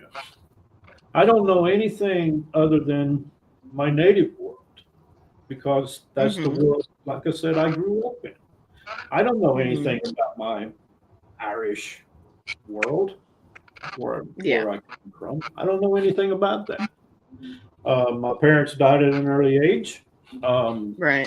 You know, but my grandmother and grandfather, they pushed me, and we all know where my grandfather comes from. We all know his background, right? So, you know, there's so much that we could talk about, and everybody knows me. They know about my teachings, and you know I would never put things out there that would misguide you. I don't misrepresent. I don't misrepresent my people. I'm very strong with my roots. I would never bring shame to my people. That's one thing I would never do. I will always be honest. And if I don't know something, I will definitely tell you. And there's no gray area with me. And everybody knows with me about the black wolf and the white wolf. I do it all the time. Absolutely. Yeah, so maybe another show. I would love to have you on one of our shows and just have a chat again. And sometimes I miss those chats we have, conversations we have. But oh God, you know who's trying to come through, right? For you, Mr. Popcorn. Oh, really? Said, don't you forget about them people from North Carolina, up in the Appalachian Mountains, because we followed just like Native Americans did. We knew when things were changing and getting ready to pop off, because we would pay attention to the changes of the season, and the moss growing on the side of a tree, and and this and that and the other thing, and how much rain we were going to get, and when he is just going off. Well, see, I never forget about my people from North Carolina. I never forget about my people from Georgia or any of those areas. That's where Maggie Valley. People from Maggie Valley. But now he's talking about someone's bunion hurting. The neighbor down the street or something down in the holler used to have the lumbago. We knew when rain was coming, was going to get bad, because her back. Oh my God! Yeah, we had this. He couldn't stand the lady. I don't know if anybody remembers them. Oh, I'm sure you do. You remember the show? You remember the show Bewitched? Yes. You remember the show Bewitched, right? Yes. Yeah, you had the one lady that always comes across the damn street peeking through the window, and she would see somebody turned into a freaking donkey or a damn duck running across the floor. Well, we had that one individual listen, where I came from, it was moonshine, right? Yep. And we grew up in the Popcorn Sutton area, right? Popcorn Sutton was part of our family. He was part of our heritage. Yes. For people who don't know that. But we called this damn woman Gladys Kravitz because she reminded us of Gladys Kravitz. And I was maybe 7 or 8 years old at the time, and she was the nosiest freaking damn woman in the whole valley. And do you remember the 2-3 party lines on the telephones? Yep, yep. You'd pick up a phone, and she would always be on that freaking phone. And she would be talking to somebody, and you would pick up a phone, and you'd hear the conversation between her and maybe 2 other people. Yep. And, and I would sit there and I'd hold the freaking phone. Do you remember those telephone calls, Jen? You'd hold the phone and you'd hear those conversations, because they would have a 2 or 3 party line. Remember the party lines, Jen? Party line. I would sit there and I would listen, and and you would hear somebody's listening, and I wouldn't say anything, and you'd hear Popcorn. He'd go to snickering and laughing, and he'd say, "Oh, this is just as high as a damn buzzard fly," or something like that. Everybody knew who it was, right? Everybody knew who it was. And then I would go to snicker, and I'd have to hang the freaking phone up. Okay, so I hung the phone up, and they would call back. They talked to my grandmother. Listen, you got, we heard. They always call me Mikey. They'd hear Mikey on the other end or something. I get my butt tore up because I wasn't allowed. I had to show manners, right? So I get my butt spanked for listening to the conversations and shit. But he's the one who always started it. He started all that mess. Okay. He said, "But you weren't saying nothing neither." But you I wasn't saying anything because. But the party line went all through the freaking.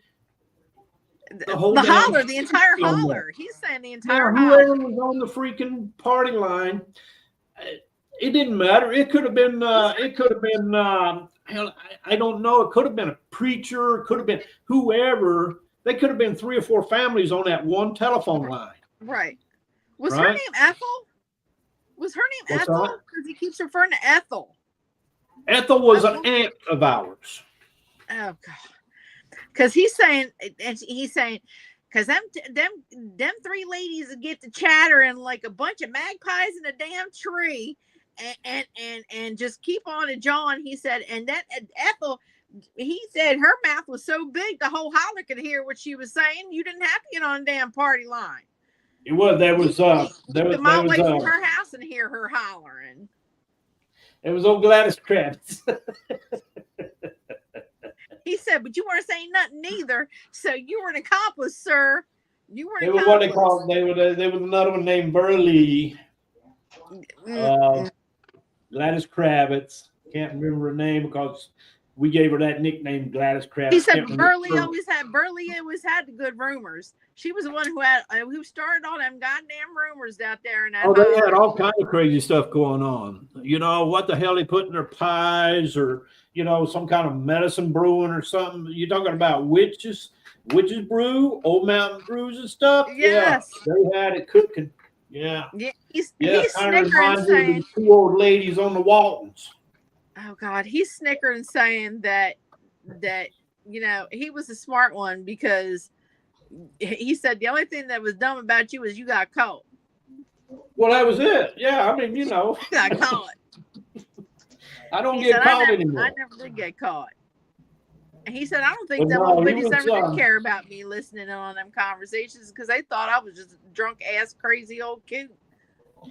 I'm gonna tell you something about him. He wasn't as dumb and drunk as you thought. No, he was not. No, he was not. No, he was not at all. I think everybody thought that he was just a stupid drunk and that he was running liquor. That's all he ever did. No, that's not all he ever did. Man. He was an entrepreneur of that county. He make money. If there was a dollar to be made, he make money. I mean, you know, that's just the era that, you know, that we lived in.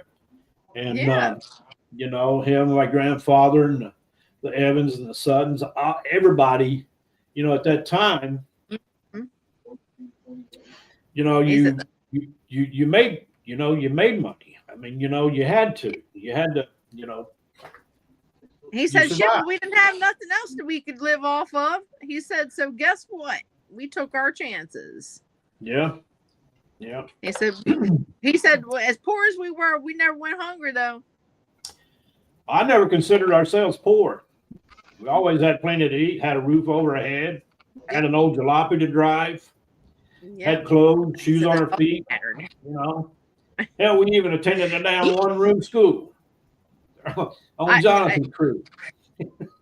Yes, but he's the one. He just keeps chattering every time we talk about North Carolina or the Appalachian Mountains or the weather or this or something happening naturally. Here he comes. Want to make a lot of talk and he said, my time to shine.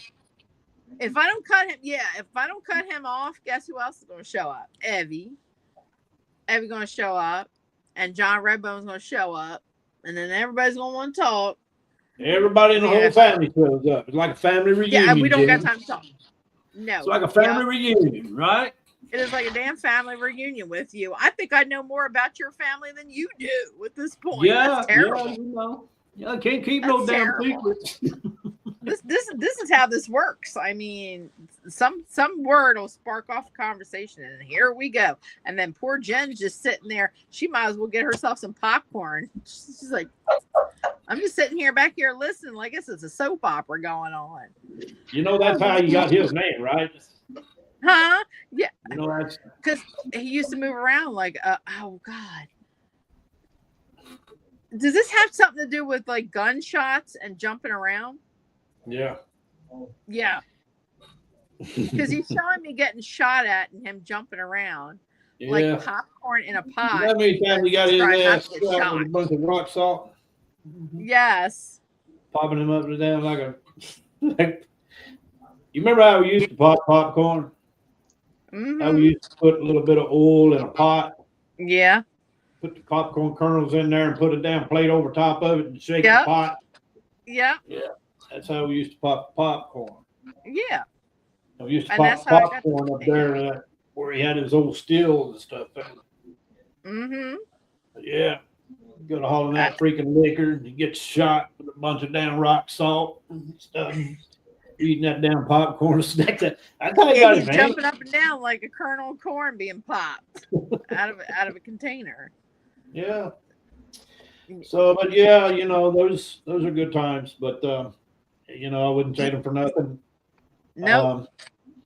But you know, that's the thing. I mean, you know, but those things, you know, yeah, we really have to pay attention to what's around us and listen to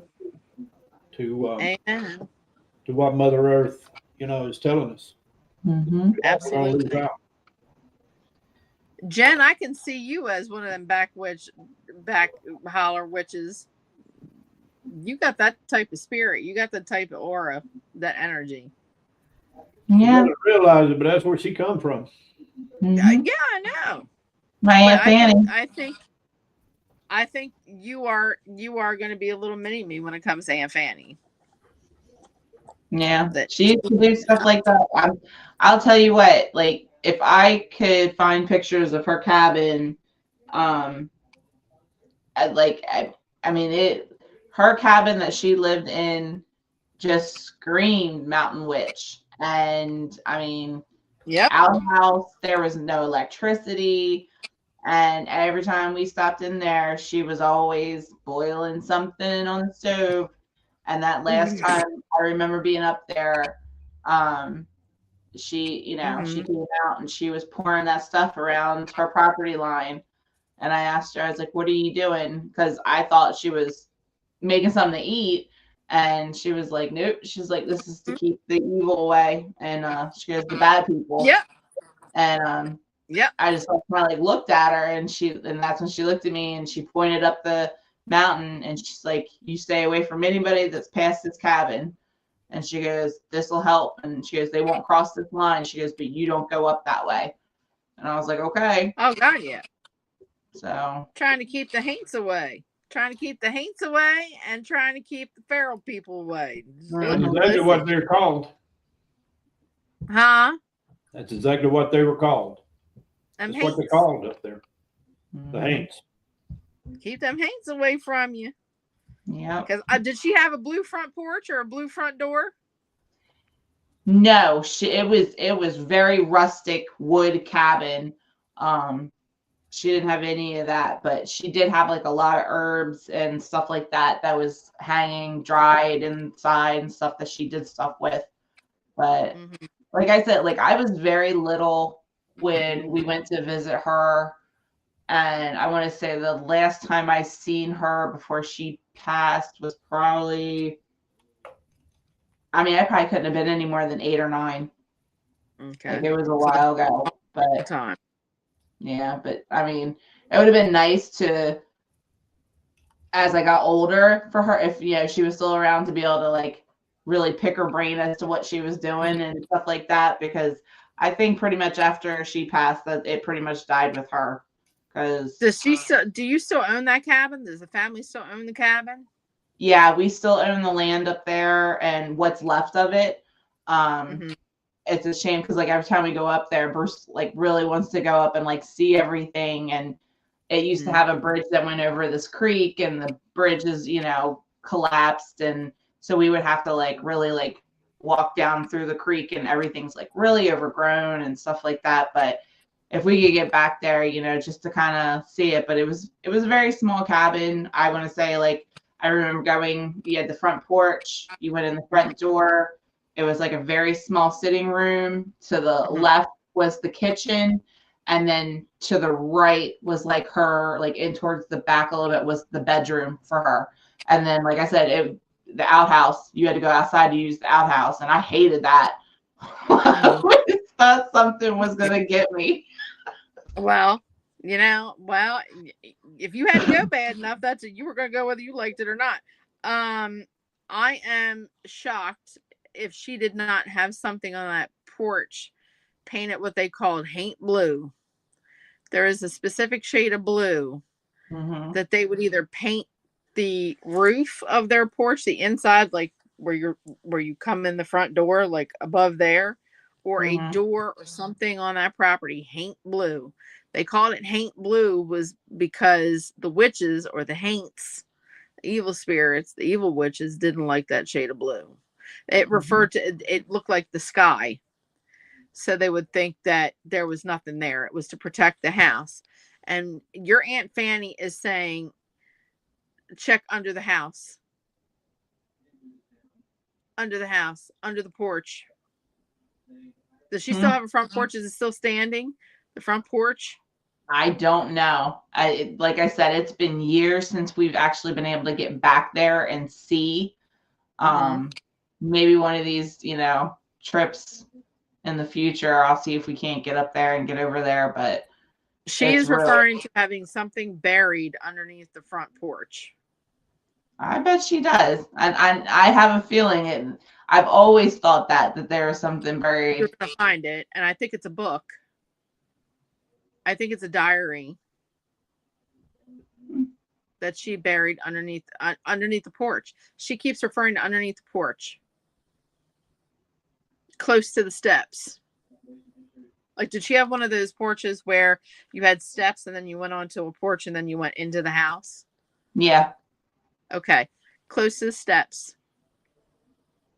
Is there, from what you can remember, is there access from the stairs or under? If you were to lay on the ground, could you see under the porch? I think so.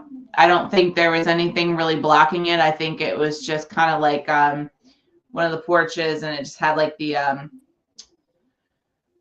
like a stabilizer that it like sat on with the 4 posts. Mm-hmm. So I do believe it was open, that you could get underneath there. But not that I want to crawl underneath there with the snakes and stuff, but close to the steps, wrapped in something, you will find what looks like a book or a diary of some kind. That's hers. And that's her handwriting. I'll have to check that out next time we go up there. Don't be worried of the snakes when you go to put your hand in there, because the snakes are protecting it. But they know you.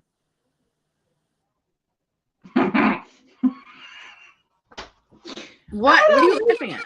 I don't like snakes. I just can't. I just can't. I've always been scared of snakes. I don't know what it is. I just can't with snakes. She said, I don't know why you're afraid, because they're protectors. I know. And it's supposed to be like my like animal or whatever with my zodiac sign and stuff, but I don't know what it is with snakes. You're the snake. But she said you need to go back up there sometime within the year. Within a year. She's referring to a year. Within a year. There is something that is underneath that porch, and it is buried, and it is for you only.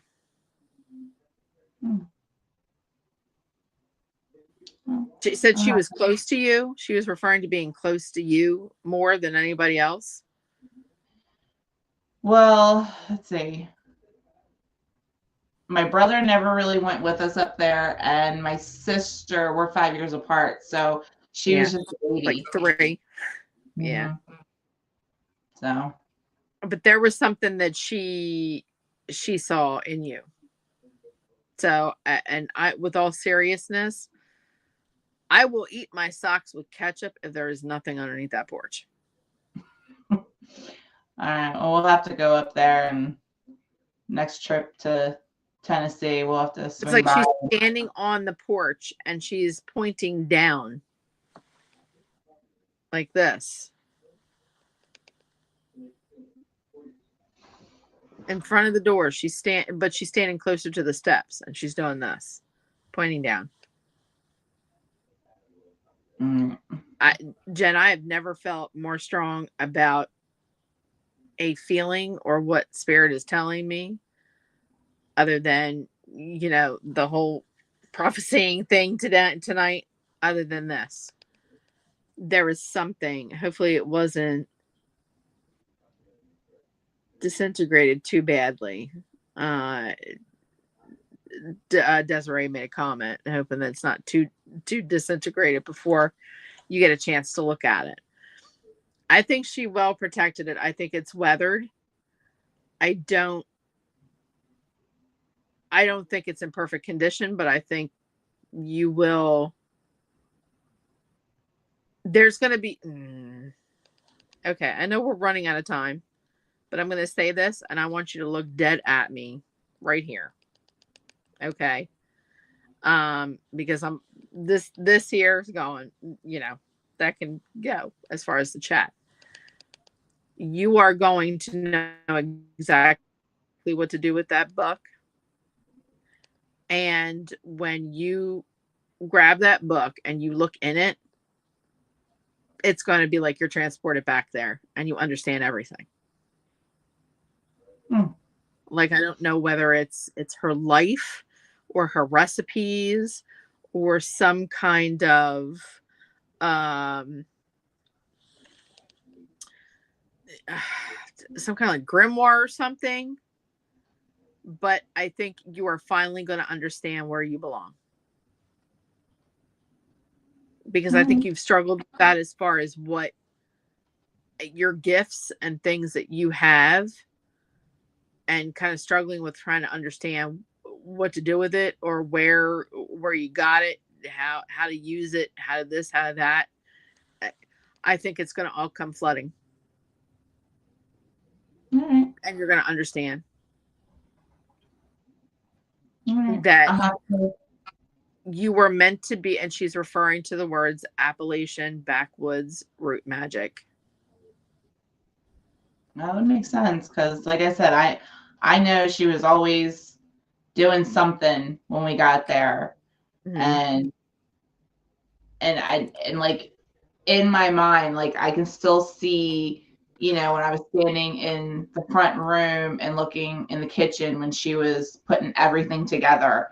And I even remember as a little kid, when I looked at everything, that's what stood out to me. Like I felt like, this is like a witch's cabin. Like this is, and stuff like that. So do you remember her humming? Mm-hmm. Like humming when she was putting stuff in the pot? She wasn't humming, she was spelling.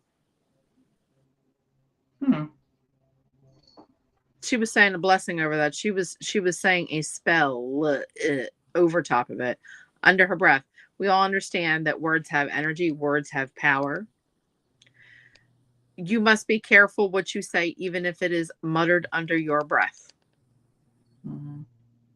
The other realm can hear it. It doesn't care if it's a whisper or if you're muttering something under your breath. She was spell casting.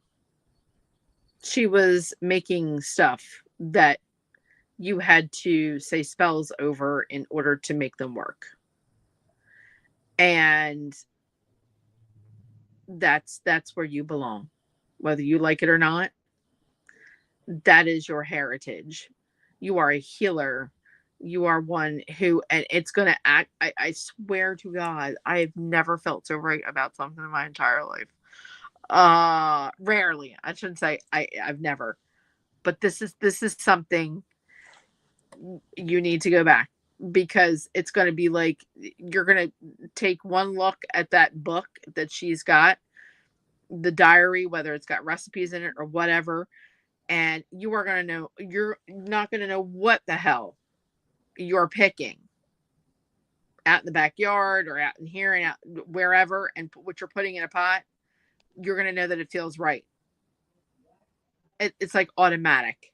When someone does automatic writing, like the spirit just takes over their hand and starts writing, that they're physically here, but mentally, woo, outer space, gone somewhere. Yeah. Like outer space, gone somewhere. But you're going to know. You're going to look to yourself like, how do I know that this is, I don't know, marshmallow? How do I know that this is Colts? Oh, how do I know that this is, sarsaparilla or the mushrooms right to eat? I don't know. I just feel like I know what I'm doing. Natural. Her spirit's going to come to you and teach you, and you will hear whispering. I don't know why she's making me do this. What is this? She's making me do this. But you're going to be hearing whispering, and it's almost like she is teaching you, and you're going to start saying things, almost like in a tantric state where you're physically here, but your brain, woo, somewhere else, and you are Fanny. But you're going to know. It's good. It's weird. Remember when I said you're going to be, ooh, like gone out there, but you're standing beside yourself, watching yourself do this. Girl, if you don't go back to Tennessee and get that damn book, I may beat you to it. I may, tickle, torture your sister to find out where that address is and go myself. Yeah, I have to. We have I think a trip coming up. We've been talking about heading down to towards South Carolina for Christmas. So we'll just have to take a detour. Okay. So I'm going to look very close in the camera. Bruce, you see this eyeball. You see this eyeball right here. This eyeball right here. You need to make this happen, sir. I know he's watching. I know he's going to watch after. I know he's in that other room somewhere. That's your Aunt Fanny, honey. She was a root magic worker. Yeah. She knew exactly what she was doing. I don't doubt it. Like I said, I could feel it as a little kid. I just knew. And she lived there in that 1-bedroom little cabin all to herself. I'm gonna slap you silly if you don't go. I will slap you silly. I will come to your house and beat you with a wet pool noodle. I'll get there. Yeah. Because me and Mama Dukes was planning on going down to Tennessee again at some point. We may take a detour. I'll tickle your sister to death and find out where that cabin is. Beat you to it. I'll send you a video. Go, look what I got. Look what I got. No, she would never let me have it. Your Aunt Fanny would never let me have it. Yeah. There wouldn't be any way of getting it. But just to see the look on your face. And I want a video. If you find it, I want a video from you going, look what I found. Look what I found. Look, I found it. Yes. Yes, ma'am. Okay. We have jabbered for like 2 hours and 15 minutes. You want to give everybody your email address? Tell them if they want something to talk about or they want us to talk about a subject, please send us an email. My email has been empty, but it is jendodson79@gmail.com. Absolutely. And mine is same thing. Please. This was so interesting. We went off on a tangent. We didn't think we were going to have nothing to talk about. We stalled, and then all of a sudden, look what happened.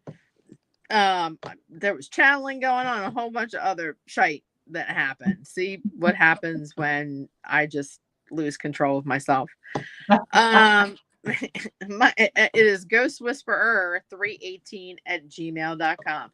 ghostwhisperer318@gmail.com.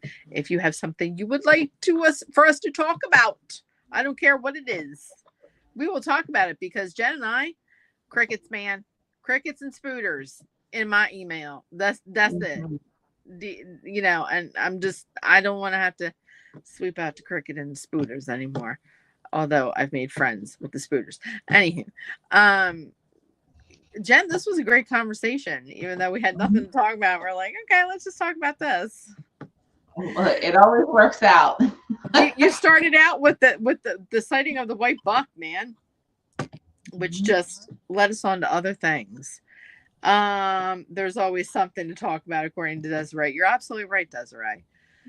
So, any hoodles, we want to thank everybody for tuning in tonight, and for those of you who will be watching in the future, because this is going live streamed on the YouTube's page of Corner Cauldron, where you can go back and watch it all over again. If you missed something, or if you have someone, share this with the milkman, share it with your corner store bodega lady who makes your chopped cheese sandwiches.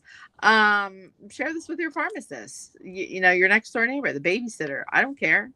We will gladly take all the exposure we can get. And hey, watch for us on Monday. I will be on with Bro on Corner Cauldron. What are we going to talk about? Who the hell knows? I have no idea, because I didn't come up with a topic because I've been so busy. I will be away this weekend, so we may be a little late starting on the show because I come back Monday from Gettysburg and Remembrance Day weekend in Gettysburg. So, anywho, Anything else, Jen? Nope, I got nothing. I got nothing either. So thank you for watching, all of you that have stayed with us. And we're so blessed to have all of you in the chats. And to those who will be watching later, we are all blessed to have you. Tim, another great show. Thank you ever so much. Love yous. Jen, love you, Witchy Poo sister. And as I always say, love, peace, and chicken grease, y'all. Bye. Bye. Keep it witchy, everybody. Witchy. Keep it witchy.